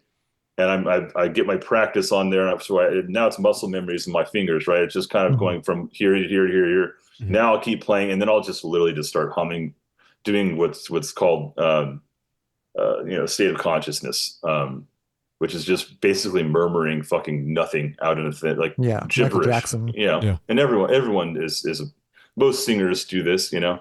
I was doing it before I knew it even had a name, but yeah, I'll just be playing the bass line as the other things, the loop is playing and singing until I find just a hook. All I want is a hook. Just one. I always my rule too is I start with the chorus first, because if you don't start with the chorus first, you're fucked. Like I've gotten led into that trap many times and I just made a rule. I was like, sometimes I would start with an intro of a song and it would lead to the verses, and I'm like, wow, these are great verses. Where's it going now? And then I can't beat the verse with the chorus. The chorus is not as good. Interesting. The chorus always needs to go up. It needs to be much more grandiose. It needs to bring you in, come way really more come right at you. So you don't want to start with, it's like writing a book or a movie. If you're familiar with the way they write movies, well, I went to film school as a kid and I almost worked at Pixar if I had chose to keep going that way. Mm-hmm. I went to California and I went to Disney's Pixar school. It was CalArts over there. And my friend, one of my good friends at that time, we were in the same film school. He went as well to check it out, and he's the creator of Adventure Time. Oh no shit! And Penn Ward. He was like my childhood friend. We used to sleep in the same bed and everything. Like, oh my god! Wow. I don't talk to him anymore because he's massive now. I could still find him. His house is still right down the street from mine. I could get there in 5 minutes less. Nice. His mom's house is there, so. Yeah, we were like very good friends, and he's the reason I went to that school. His mom got me, told me about it, and you had to apply to get into it, and this is where I'm really getting off course. Anyway, I went there and I saw a bunch of cubicles, and I thought, oh, this is not the life for me. I don't want to be in a cubicle. But he did it, and it worked out really well for him. So maybe I should have gone. We were both animators. We were in stop motion animation. So okay, cool. I brought kind of me and Penn. Well, maybe Penn did too. But I was one of the only people that brought that to our school at the time. So I was into claymation. I was very into Nightmare Before Christmas, and that's what I did. Really, I was doing really gory like claymation as a kid, and where people getting their heads chopped off and there's blood splattering. My parents were, it was like that. And I had my Tool phase too. Yeah. But yeah, that was what I forgot how I got to that and where I was going. But so basically why I brought that up about the film background. When you go to film school, they teach you there's a scale. I forgot what it's called because it's been so long since I've been in film school, but it goes upward. Like when you start a movie, you have the beginning. And it's like a triangle, but it's an obtuse triangle. So you go up and the story keeps going, more and more things happen. Then you hit your climax and you have a resolve at the end. Oh, like rising action? Is that it? Yeah, I mean, it's like basically if you were to look at what's that ship from Star Wars, right? It's like an obtuse triangle, right? Right. Unless I'm thinking of it. Like a Star Destroyer? The fucking huge one. Am I thinking about the wrong movie? No, I don't know, dude. Here, look. I can't think. It's like the first thing in the movie. I can't think of the name of it. So here's how I'm going to draw it for y'all. Check this out really, really quick. So this is what I was taught, and I think this is what I was taught in film school. This is how all movies are made. Story, climax, resolve. So basically, it's this. We're taught. I hope this is not inverted. Can you see this? It is. Yeah, I can see it. Yeah. You'll still get the idea of this. So, in a movie, that's your basic, that's how you start a movie script. You start with introduction, you have character development, and then you have conflict, right? And somewhere in the middle here, you have conflict. There's got to be an issue, right? And it has to be solved until you get to the very climax of the movie, which let's say like, I don't know, in Dune 2 or something, this is the fight between the knife fight between them, right? Yep. And then after that, the resolve is what's going to happen next, right? Like now he's gone from Lisan Al Gaib to a different name and something bigger, something, right? Sure. So, but that's basically how I do music that way. But I start here with the answer to the story. That way, when you started with the answer to the entire song, now you can write everything before it, which is the verses. That's so smart. You won't get stuck having to figure out what to write on the verses. Yeah. On verse 1 and 2, you already have the answer to the book. What's what you're going. So you start with just the hook of the song until you get like on Touch, like the first scene, one of the first singles I think I wrote on that one was like on Touch, the actual song. Mm-hmm. All I had in my head was and I just got every little touch, and I know where I got that from. I think I lifted it on accident, not on purpose, but I think I got it from Every Little Kiss by Bruce Hornsby. Okay. Which is one of my favorite songs as a kid. I grew up to that. My father was huge and loved Bruce Hornsby, and it's also me and my wife's kind of like song. Yeah. So I think that might have been where I kind of got everything's that. A remix. Yeah, or as these people I follow on Instagram that I love, they call it what is it? It's not stealing, obviously. It's not influencing. Oh, it's something with a P. Borrowing. Something with a P. Yeah. Anyway, that's how I do it. I start with the chorus first. But yeah, once I've got the bass line, I've got the vocal figured out, then it's drums, obviously. And drums get to be a real bane of my existence. They're real horrible for me because that's where I'm using a real drummer still. I'm programming drums to sound like a real drummer. So it takes a lot of work to make that sound real. And a lot of songs, sometimes they're just electronic. On the new album, I have some that are electronic only. And then it gets fun because then I get into guitar, and that's my main instrument. That's what I learned as a kid. So when I get on guitar, it's just whatever. It just comes right out. It just floods out. And then vocals, I come actually down here. This is my design desk. And I'm singing into this shitty little Yeti mic. It's a good mic for podcasting, but for a singer, it's a piece of crap. And I absolutely hate this mic. You can't, I fucking hate it to death. And there's this, I have an SSL down here as well that I'm running it through. It's a small SSL2 interface. So I like to get out of the studio when it's time to do vocals. When I have the whole song, the first thing I do is I bounce the music. I go outside, put headphones on, and listen to that bounce. So I'm not in a studio setting anymore. I don't feel like I'm at work. And now I'm listening as an other anyone, you guys, right? Yeah. Or as a fan or something.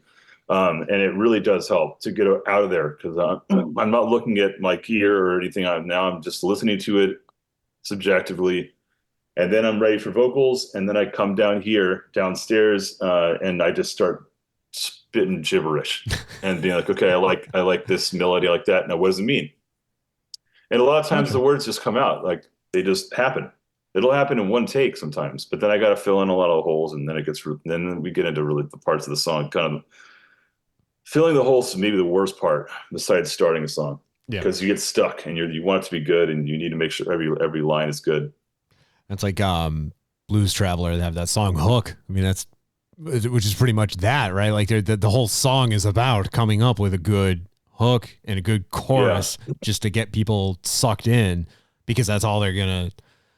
You need it. Yeah, so it's what they're gonna remember. There's people are sooner to remember the chorus than they are the first or second verse. I'm also an advocate for having, I like every album I put out because I'm on a licensing company, it was Music Bed. And so they handle licensing my music to like commercials and things like that, online, television.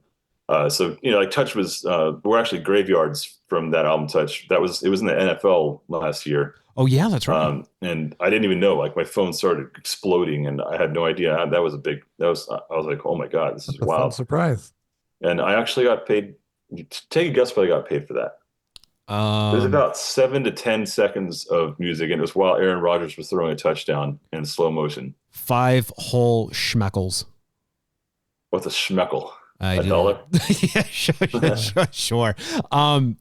We've talked so much about like, Spotify and streaming residuals. So I would actually be shocked if it was something more than like a fraction of a penny. Yeah, you'll probably be shocked. And I mean, to me, seems like a ripoff. But I guess it makes sense. It was $400. Oh wow! Okay. That's just fair. I'm just glad it was on the NFL. Yeah.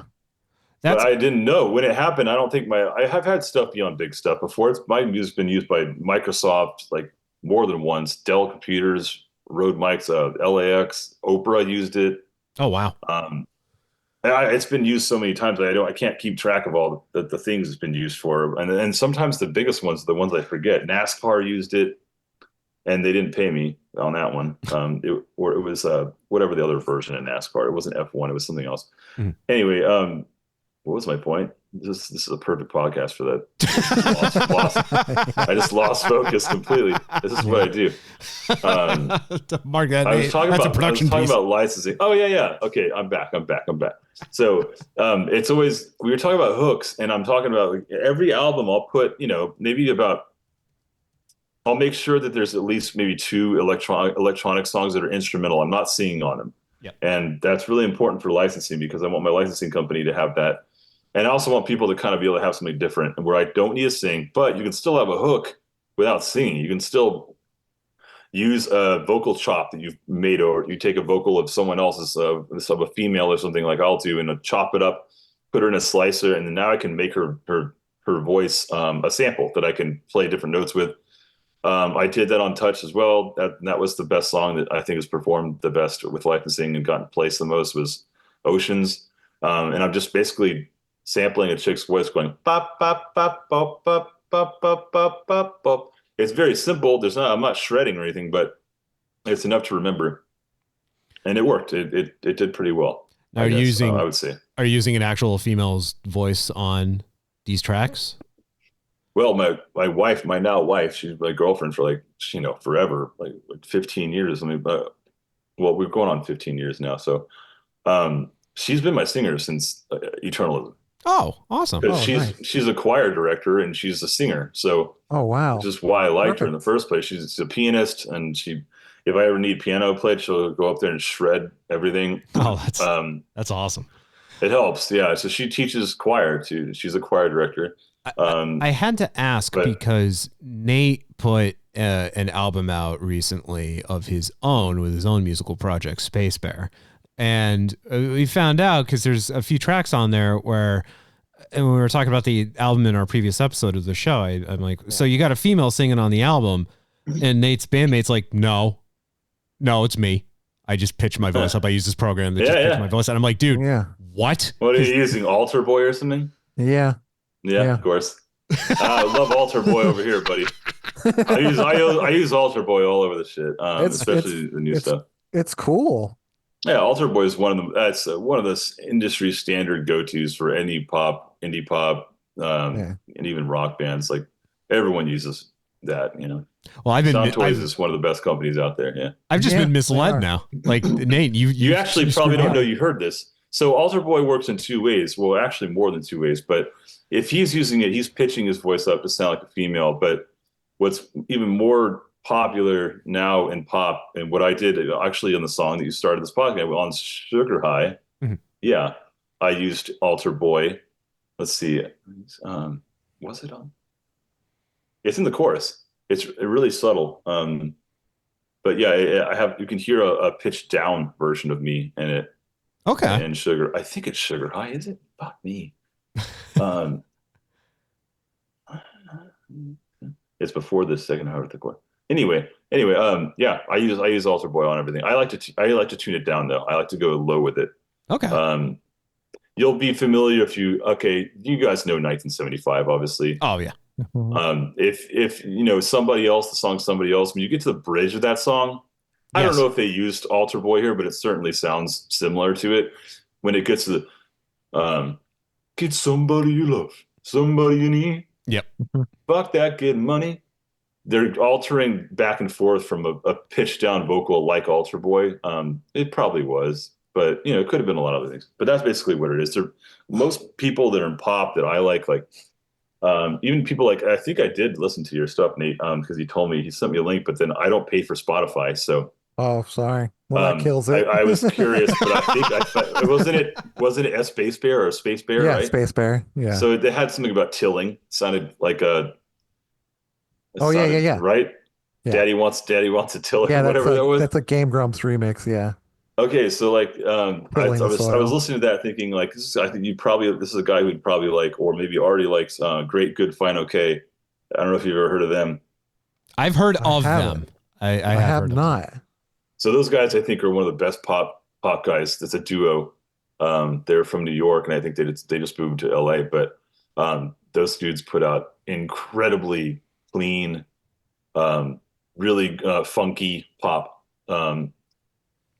I would tell you, look up their old stuff. Their newer stuff, I'm not so sure about. I don't know. I got to dive into the new stuff a little more. But they have a lot of old albums. They're all very polished pop that are extremely good. You have an album recommendation? Yeah. There's definitely. I'm pulling on my phone. Check this. So here's one weird thing that I do. I don't pay for Spotify. I'm still against the payout to artists. Of course, I have to cater to it, and I have to let bands stream, right? Sure. Yeah. But because I'm a producer and writer, I still buy songs. So I won't buy records, but I'll still buy them on iTunes, and it's basically like having a portfolio, like not a portfolio, but it's a reference for me as a writer. Like I love what they did, and here's Sabrina Carpenter. That was also like, y'all might hate it, but for me as a producer, that's one of the best produced shit that, or at least the songs that Jason Joshua did. Mm-hmm. She's having her moment. I mean, she's I call it horror pop. That's kind of basically what it is. Horror pop. When I played, we were in Biloxi, Mississippi, and we were at a casino there at Beau Rivage, and I was showering, and then I put the new album on her album so that Rachel could hear. Yeah. This she hadn't heard it yet, and I come out of the shower, and she looks at me, and she like turns over her head, and she goes, "This chick's a fucking hoe," just because of how bad the lyrics were. Yeah. And I was like, yeah, that's what's so cool about it. Like, she's really going for it, dude. Okay, great, good fun. I'm finding this for you. So I have quite a bit of their stuff here. So this one's, I don't know what's the best one to tell you, but a good start is probably, well, this one's, it looks like this is a self-titled one in 2021. Great, Good, Fine, Okay. It's also a hilarious band name. That is a great name. Very good. So they're actually just going off of numbers. They're going off a numeral system. This is one just called 3, it looks like. And GG4 EP. GG4 EP's got, that's got New Holiday on it. They have a song called Touch too, actually. That's a good one. GG4 EP, I guess. I never memorized the names of their albums. Just, you'll find them all over, But very, very good fucking pop writing, man. So I think some of the best, like besides when you get up to the highest level. I'd still say they're a mid-level band, but they produce at a very high level. So you mentioned 1975 earlier, and now that I'm thinking about it, I had looked up just out of curiosity once bands that sound similar to the 1975, like while keeping you in mind, but also thinking of other bands. Like one, I think they're from the UK. They're called Fickle Friends, and they sound very, very similar to that. One of my friends actually just put it perfectly. She called it poptimism. Optimism, okay. But because she loves that stuff. So I absolutely love Fickle Friends. Their first album, maybe it wasn't their first, but it's their first like breakout, album. That was the most influential record for Touch for my album. For sure. Wow. Okay. Yeah. So like, not just obviously the way Natty, their singer, sung that they took me from being like more of a rock band. It was more, power chords, riding on a crash, like, a crash ride. Because I didn't want to do that anymore. And I already decided I didn't want to do that in like 2008 when we did Songs from the Glass House. I said, we had rules. I was like, guys, we're not riding on crash rides anymore. We are not doing breakdowns anymore, like heavy breakdowns. We're doing more dancey kind of shit, more groove. That was the beginning of it in 2008. But then when I was starting to write Touch, I was listening to a lot. I mean, I was like really loving Fickle Friends and everything that Jack does. Never talked to Jack. I talked to their drummer. I think his name is Misha. Okay. Something like that. But he does like session drumming for people now. But yeah, I mean, Jack is there. He's the, I guess, the me of the band. Yeah, he's the producer. He writes all the music, and then Natty, she's the singer, obviously. Yep. But the tightness of that band, they were so fucking good, especially Natty, like the vocals about that got me into singing a different way, into singing tighter. I think, and just kind of learning how to really tighten up what I'm doing and give more pizzazz to my voice, and how to end notes. That was the biggest thing I think I learned from Fickle Friends, from Natty. The way she would end, and it's really simple, but then instead of ending on a note, you should do like dive down breaths, where she ends the note where you're singing straight as a note, and you should dive down and end it in. Instead of saying touch, she would go touch. Like, but end like you're in a speaking voice, with breath to it. And I've done that for my whole career. I've always ended in breath, but it's the way she would accentuate. She'd go from a singing and then now she's just talking to you almost, and then go back. So yeah, that was a big influence on me. That was the biggest influence on that album. Okay, yeah. They've definitely moved on from their sound though. They went to more of this. It sounds like a kind of a British pop kind of, and they're going back to a 90s British kind of thing now with their new stuff. It sounds like, kind of but I'm glad they're making music again. Yeah. I think those guys are fucking legit, nice, down to earth people. I really wish I would have reached out to Jack, and like, I'm really bad about reaching out to people and telling them how much they mean to me. Like I don't want to sound like a fanboy. I want to be viewed as an equal, because usually you're gonna scare people off if you go and you kind of jerk them off a little too much. You know what I mean? How do you think I feel right now? No, not at all. Like, but yeah, there's a lot of people and a lot of producers that I really love, but I'm not a fanboy for them, but I really respect what they do. And I'd like to talk to Jack sometime. Yep. But maybe I'll reach out to him, thank him. Hey, it's great. You gotta imagine how I feel right now, just bringing up all these different bands and members, and just like I feel like almost every single one of them he knows people who knows a guy. Oh, I'm deep in there, man. Well, we were in the music video, the industry for so long, dude. Like like I said, like all these people that used to tour with us, they're big now, and or they're doing huge things, and it all webs out. It's a very small, it's a small community, really. Mm-hmm.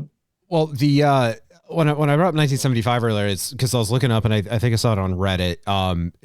Bands that sound like them, and several threads like this, but Panic Division came up in pretty much all of them. Like, if you like this band, then you will like Panic Division.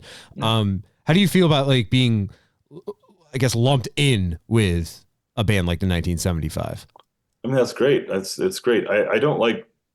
I probably had about a couple instances where just kids that are like 15 years old or something saying, he's just ripping them off, and that's.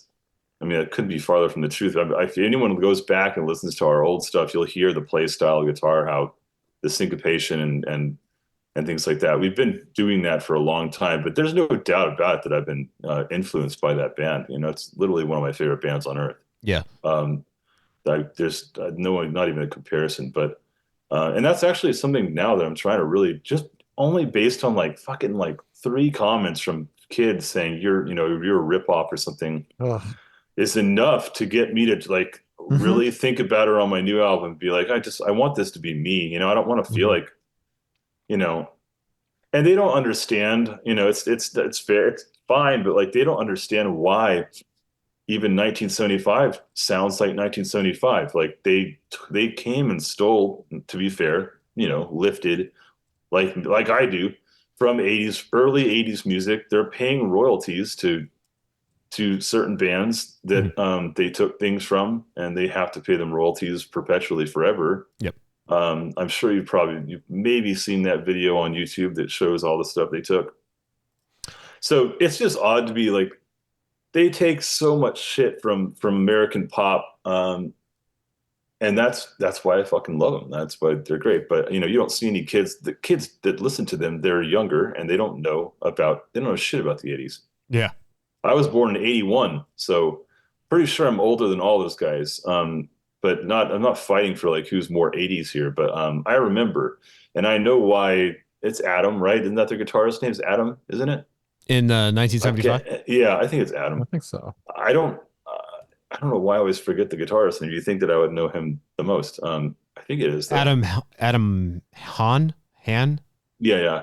Well, his play style is heavily influence from people that played for Michael Jackson, the early Michael Jackson. So people like well, I don't know if he was on really. This guy wasn't really on, but people like Dan Huff. This is more kind of Dan Huff.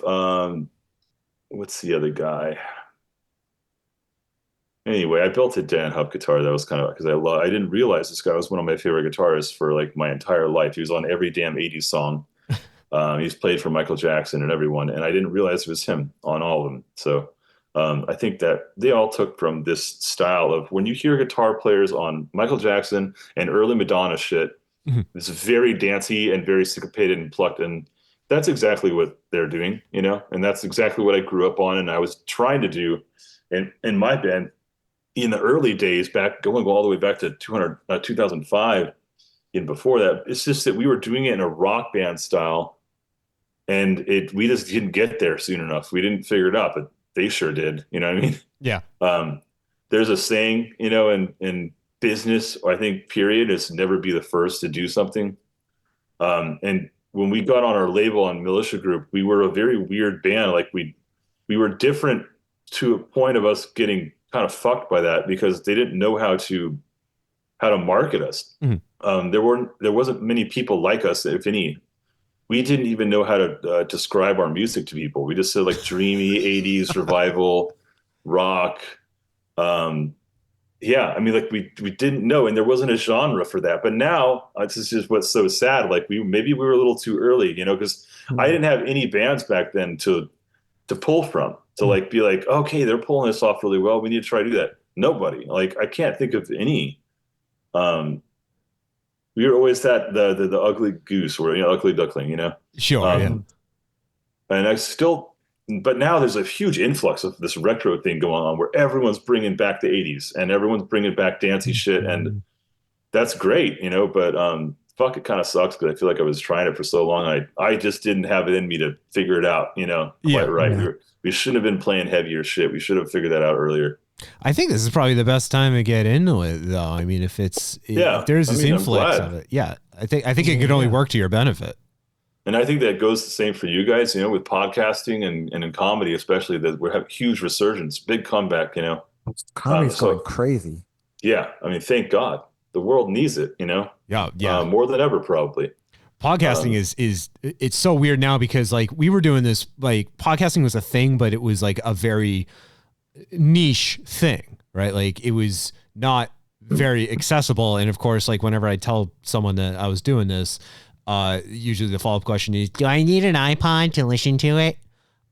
Which no, but now anyone, like you have your Blue Yeti microphone. I mean, those things are so accessible. I'm to the point where I've procured them for my own co-hosts because we used to do everything in person. Go figure. I built this amazing studio in my house. Then the pandemic happens. Everyone's stuck at home. And I'm like, yeah, all right, well, Blue Yetis for everybody. But like, yeah, it must have been a good time for them, man. The sound quality. I mean, it's look at Nate. Nate's using one. He sounds good. It's and with the right audio processing, everyone, you can get everyone to sound like. Dude, throw a compressor on a noise gate. It's going to sound pretty good. 100%. Little EQ. 100%. It's hard for me coming down here singing demos on it because it is a pro. I think it is definitely the pro one, but it's just a shitty little mic. The mic I sing on in my studio is $7,000 251. It's a big difference, Oh yeah. Which is good because it makes me excited to get ready once I do the shitty demos down here. And I'm like, okay, I can hear it kind of shittily, but like it's kind of working. It sounds right. It's ready. It's ready to go in there and track for real. Then I go upstairs ready for that. in the studio, and then I put it. And now I'm singing through a legitimate mic, and that keeps it exciting for me because I've already worked on this song for fucking. It takes me on average about 4 months to write a song, which sucks. It could take a 5-piece band, like a couple days tops, because you just say, hey, stop. You don't have anybody to bounce off of.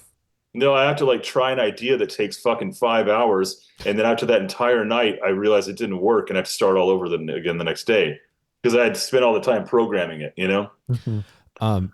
Nate, it won't break my heart if you didn't use this, but did you use that pod mic for the new Spacebar album, or what kind of mic did you use in the studio for it? That's a great question. I can't remember. It's okay. Cause like I'm more of like an ideas guy. I'm more of like, I hear melodies or I'll throw jokes here and there. Like Dan's more of like the production side of like the things. Like, so it's whatever he had. We've changed a few times. Like I can't keep track of what he buys, but mics nowadays are really good. Like, yeah, you get away with a $500 mic. You can do a lot of good shit with. If you know what you're doing, you don't need any expensive shit, man. No, you don't. You really don't. If you listen to like this is not true because some of the best producers ever were on this record. But I think Holly Humberstone is big emerging artist right now. And I love her. Mm-hmm. She's got great producers that are, but all of it's very lo-fi and it's done that way. But it's done on purpose, Yeah. I don't know if y'all like it or not, but I think she's one of the best pop artists to come out along. I said that before she even blew up. And another band that's doing good with lo-fi, kind of more lo-fi indie pop, on Nightly. They're obviously doing fucking great. Okay. If you don't listen to them, they're fucking doing really good stuff. I've followed them for a long time. Are you familiar with a band called Howdy? But they kind of like the band Always, where they, instead of using W, they use V's. So like technically it's like Havdi. But they're lo-fi. They're like they're less pop. They're more like indie, but it's lo-fi, and it's a sound that, even though their overall sound has progressed, I would say they've definitely, their following has increased over the last few years, and you can tell in their most recent album there's a marked improvement in quality, but at least for the vocals, they retained that lo-fi sound, because that is what helped them, in my opinion, really take off in their circle. I just like how they kept that. Everything else sounds crisper. The production quality is definitely better than the previous album, but then the vocals, no, they still want to sound like It's a bedroom operation. Focused. Okay, yeah. Well, it is. Yeah, again, going back to juxtaposition, people are mixing and matching that, like great production, great. Maybe the microphone or the vocals sound incredible, but then you have really lo-fi drums and things like that. That's very popular right now. Like lo-fi shit, it's going way back. I still like big production stuff. I want drums that are gonna, and this might be one of the last ones, to be honest, where I have massive drums that are kicking you in the chest. That's what I love about the drum sounds, though, on your album. That's the thing, is that's where I'm torn, because I think most of my fans want that. They tell me, Yeah. And I listen. I've had other fans tell me other things where they say, I have one fan I'm going to shoot out. I don't know who told me this. So hopefully he hears this, but he brought one thing up to me and I really did take it to heart. And he was really polite about it. He was like, hey, dude, like, he just hit me up on Instagram or something. He messaged me and said, I'm just my 2 cents. I don't mean to be offensive or anything, but food for thought or something. I notice that you curse a lot sometimes in a song. You'll throw in curse words and things. And he's like, and I just feel like maybe you might be alienating some fans or removing people from the vibe of your song or from the soul of it, just because you wanted to throw a curse word in or something. Mm-hmm. And I was like, dude, I don't even know how to respond to that, besides you're pretty much right. Because most of the time when I've thrown curse words in, it's just to be edgy or something, or to show that I'm, as angry or something, right?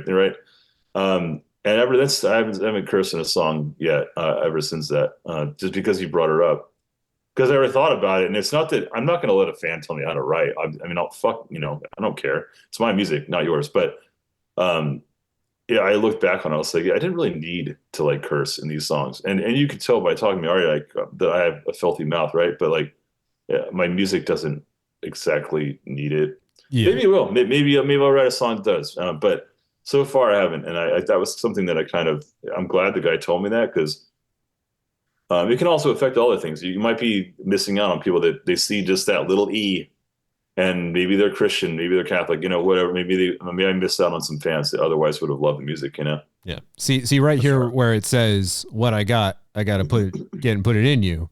How about what I'd like is to hug and love and kiss. Yeah, they were really getting the censorship, right? Yeah. But me just yelling fuck, just so I could yell fuck, it's kind of like, why, It's like listening back to old episodes of this podcast, swearing just for the sake of swearing. And it's like, it's overkill. It's like, wow, what that? I mean, despite the fact that we were like 20 years old, why? There was no point. Steve it's Martin. A connecting word, man. It's like and, or Yeah. For me, that's one of my problems. I'm really, really try to cut it out so I don't sound like I'm saying it every other second. But that's me. When I was younger, everything, just because of people that I had surrounded myself with, they began everything with fucking, and then, and maybe that's just like a Boston thing, but yeah, they just be like fucking hockey pads. Yeah. Mm-hmm. I ain't wearing these hockey pads, Batman. Whatever that meme was. Steve Martin said it best, because I took his master class. And, that's the guy to take it from, man. Yeah, and he said, like, if you write a joke that has a swear in it and it gets a laugh, and then you tell it again without the swear, they're laughing at the swear. They're not laughing at the joke. Mm. Yeah. There's who are the other best of that without it takes the hardest. Mitch Hedberg, obviously, he wasn't really a cursor, but he just made people laugh with dumb jokes, That's more or less and me. Cleverness. I think it's a lot harder to do that. In Bill Burr, we were talking about earlier, just because the whole Boston where you guys are, but he said the same thing. He's like, I really respect people that can be comedians that don't need to curse. They keep it clean and they can still make you laugh. That's the hardest comedy there is to do. And he's like, I can't do it because I'm a fucking idiot. but he respects people that can. I know that Ellen started that way and things like that. I have a lot of other things to say about that nowadays, but well, you get more corporate special. gigs. You get more corporate gigs if you're clean. Yeah, for sure. It's just smarter. It is. It's harder, but it's smarter. I mean, that's similar to kind of the point I was trying to make with what I do with music is like, why do it? Is it really that important?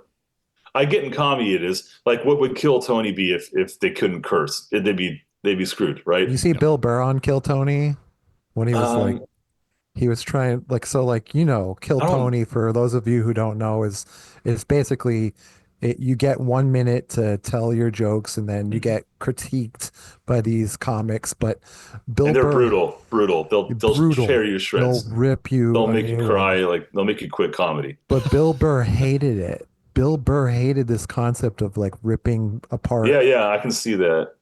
people. So he's all like, hey, give him a shot. Like, be He's a nice nice. guy. He is. He's so If nice. you watch, I listen to. I'm gonna put something out here. I'll just be really personal. But okay, everyone wakes in the morning, and everyone's got to do something, right? You have to avoid your bowels, right? Sure. That's who I listen to every single day of my life. I just listen to Bill Burr's podcast or Bill and Nia. It's like every day of my life. He's just part of my life. And you start to really know somebody once you listen to their personal life, especially the Bill and Nia stuff, because you're listening to him and his wife fight and argue just like us. And it's exactly the way that me and mine argue. I'm very much like him. He's the kind of guy who he says when he says she was giving him shit for he always leaves hotels without signing out or going to the front desk again, which I always done my whole life. I was like, I'm not fucking doing that. I'm just gonna walk right out the front door. Like they've got my money, my card. I don't need to go do this. He does the same thing, and she was laughing her ass off at how stupid I guess how full of himself he thought he was. Yeah. To me, that makes sense, and that's logical. Like we leave resorts, I just walk out. I don't tell them we're leaving. Mm-hmm. I do the same thing. But yeah, it's just logic stuff. But that's what I was trying to say to Nate is that he's a good guy deep down. He's got his father in him. He's that Bostonian angry father shit, Yeah. Which is what makes it so good, Well, on that note, Nate, did you have any final thoughts here? No, I honestly, I've really appreciated everything. I've just kind of been. This is like I feel like this is the first podcast that we've done where I actually just like kind of tuned in to what you guys were talking about and forgot that I had to say things. Like, because you guys were like going back and forth and it was really interesting. I'm sorry. I felt bad about that. I feel like we didn't let you talk. No. It was really interesting. This is on me because I completely forgot. I was like, forgot you were here. No, I mean, I was just so interested in what you had to say. It was very interesting. And the thing you said about like writing the chorus first I'm going to hold on to that because definitely do, man. It'll save your ass. So many times have I started songs where the intro is really good and then it like the verse is bumping and then there's nowhere to go. And that's how you get writer's block, That's how you get stuck. And I still get really stuck, appreciate that. Yeah, really I'm glad I'm glad I brought. I think it's the first time I've ever said it in an interview or something. Hopefully, it helps a lot of people because it really does work. Yeah, that's really nice. Do you think if you've never done this before, do you think just to kind of mess with the system and the structure, write a song that has no chorus just to challenge yourself? So I'm all for that shit. The non-chorus, anti-chorus is what they call it in the production world or writers. Great. Some of the great fucking songs for anti-chorus songs. I'm trying to think off the top of my head. But I love them. If I did it, it would be where I use a sample where it does like a drop beat, probably on an electronic song where, I'm playing a vocal that's chopped and I'm making an instrument out of it, just where it's a simple melody. Yep. And it's just something that you can kind of jam to. Yeah, I love anti-chorus stuff, and I absolutely will have that on the new record. I'm kind of saving the instrumental electronic stuff for last because that's the easiest stuff for me to write. The harder shit is full band stuff because it's just me, one guy, and I got to cover like 5 bases. So sure. Yeah, I'm trying to get the hard stuff out of the way first, and then have a blast with the more of the stuff that I think Nate would be into. More electronic. I'm all over the place, man. I love metal. One of my favorite bands is Protest the Hero, so it's like I'm metal, but like I also love school, yeah. I'm all over the place. I'll also listen to like fucking Taylor Swift. I don't care. Like good music is everywhere. Oh, yeah, one of my engineer, one of his favorite people is Taylor Swift. It's just it's marketable. If you want to do this as a profession, you should learn how to like everything. Absolutely. I can't agree with that more. I tell everyone that. I listen to literally everything I have to. I'm an artist and I need to learn, you know? Yep. Have you seen Taylor Swift live, Colton? No, you won't find me there. I can tell you the closest I got to it though. Yeah. So very close. Similarly, on a much smaller scale, I went and saw Lainey live. Oh, Lainey. I love Lainey. I saw them in Hartford, Connecticut, like 10 years ago, 9 years ago. Yeah. So like, you know, I love Lainey. I love that dude. I love his voice. He's incredible live. I mean, he's using backing tracks a little bit. Mm-hmm. But he's an incredible singer, but I didn't realize until I got there. I have some friends that are big producers, big mixers. I won't say any names. They'd absolutely hate him. Like not him, but just the band, not the guy, but the band, the idea of it, right? They think it's a band that's just for girls, right? It's just for young girls. And for the most part, that is true. But I do know that there's certain like really good musicians that I respect and producers that love Lainey, like really love them, artists that love what they do. But I went to a show. I brought my wife. We're in the mezzanine, and I realized, oh fuck, I don't belong here at all. Like this is true. This is real as shit. Like because it's all young girls, probably 16 or younger, and I'm looking around, and the only men I see are men who are fathers who are older than me, and they're with their daughter to make sure they don't get in trouble. And I look at myself. And I'm in a pink hoodie, like a salmon pink hoodie. And I'm like, I turn to my wife and I'm like, yo, fucking look around. Like, here, look everywhere. I'm the only guy here that's unless they have a daughter. And I'm like, look down here. And we look down, like the entire floor. And this is a thing with Lainey, if you aren't familiar, the girls bring roses and they throw roses on stage. And the whole stage gets covered with roses at some points, right? So he's just running around all these girls. They just want him, you know what I mean? So it's a thing, and it's cool. They got their thing, but I'm sitting there as like a guy who has 40s, early 40s, in a pink hoodie, surrounded by little kids, and I was like, I swear this band is good. I know they're good, but like where are all the other artists that like this band? Like, or I know they're just not in San Antonio. That's for sure. Well, that's the problem. That's what happens, man. Like, look at the Aquabats. Like the Aquabats were like just this fucking cool skater kind of band, and then they started doing kid stuff. And dude, the only reason I know the Aquabats is because they were on the cover of I think AP magazine back in the day, Alternative Press. Yep. And that was one that we were in. It was like I think that was our album review or something, and I still have that one AP magazine. I think that was the one. Nice. But yeah, that was my comparison to Taylor Swift because that's mostly what it's mostly kids that are young girls. But sure, whatever. And I get it, but they're all. It's anyway. Yeah. You described me seeing the 1975, and this was before they were cool. This was at a venue in Providence, Rhode Island. It's now called the Strand, but it's like an old like theater. But the show had gotten upgraded from a very small venue outside the city. And even then, where they were playing, and this is 2014, this is right when their self-titled album came out, and they're even the Strand at the time still too small for them. They should have been playing the arena, the hockey arena downtown.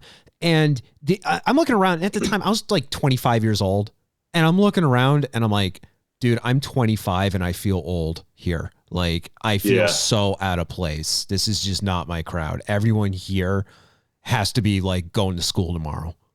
That kind of says something. These younger kids are getting on the ship before older people are. But I don't think that's maybe the case. It can't be the case now with them because, I mean, all my friends, they all love them. Oh, and they're in their late 30s, I think I would say on average. Mm-hmm.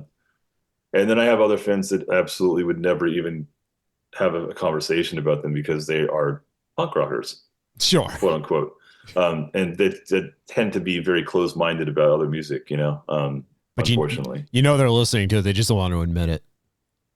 Well, I'm sure they heard, but they want to. They have. It's more of a fashion choice. It's a fucking t-shirt. That's what punk rock is to me. Sometimes with people, like, it's okay to, and of course they like other stuff. I'm not trying to like generalize, but. I guess when they hear a higher pitched voice, that's kind of let's say a little emo-y, Mhm. a little Britishy, plus add the emo on top of it. You've got to, they just kind of see it as less manly, I guess, or something, effeminate or something. To me, that doesn't matter. Yeah. All my favorite singers are female. And I did the math one night, or maybe many nights. Almost every band that I really admire, that it's usually a lesbian, almost, or a gay man. Okay. I don't know. Was never deliberate. It's just that I think there's a lot more. And I ask myself, like, why is that? I think it's just because I think that shit speaks to me, because they've obviously gone through, I think, probably tougher things than your average person. They've gone through a lot of pain. Yep. Maybe that's why. I have to guess. I don't know. But it's tends, there's bands. Muna's a great band. Yes. They're all, and I didn't know that when I first listened to them. I had no idea. I could go on and on. I have to go through my whole phone to tell you all. But yeah, it just seems to be kind of a constant. Was it Muna that did? Yeah, Silk Chiffon. So they did that with. And that's new Muna too. I love old Muna shit's even better. Okay. Yeah, I got that. Really good. I didn't know anything about them until I saw them perform. It might have been on one of the late night shows, and I want to say it was when James Corden was doing his, but because Phoebe Bridgers is on that track, she actually came out and performed with them, and that's when I got the vibe. I'm like, oh, they're all lesbians. All right. Yeah, for sure. Yeah. I mean, it's right there. It's in the lyrics of the song, but like, oh, all right, I get it now. I get it. Yeah.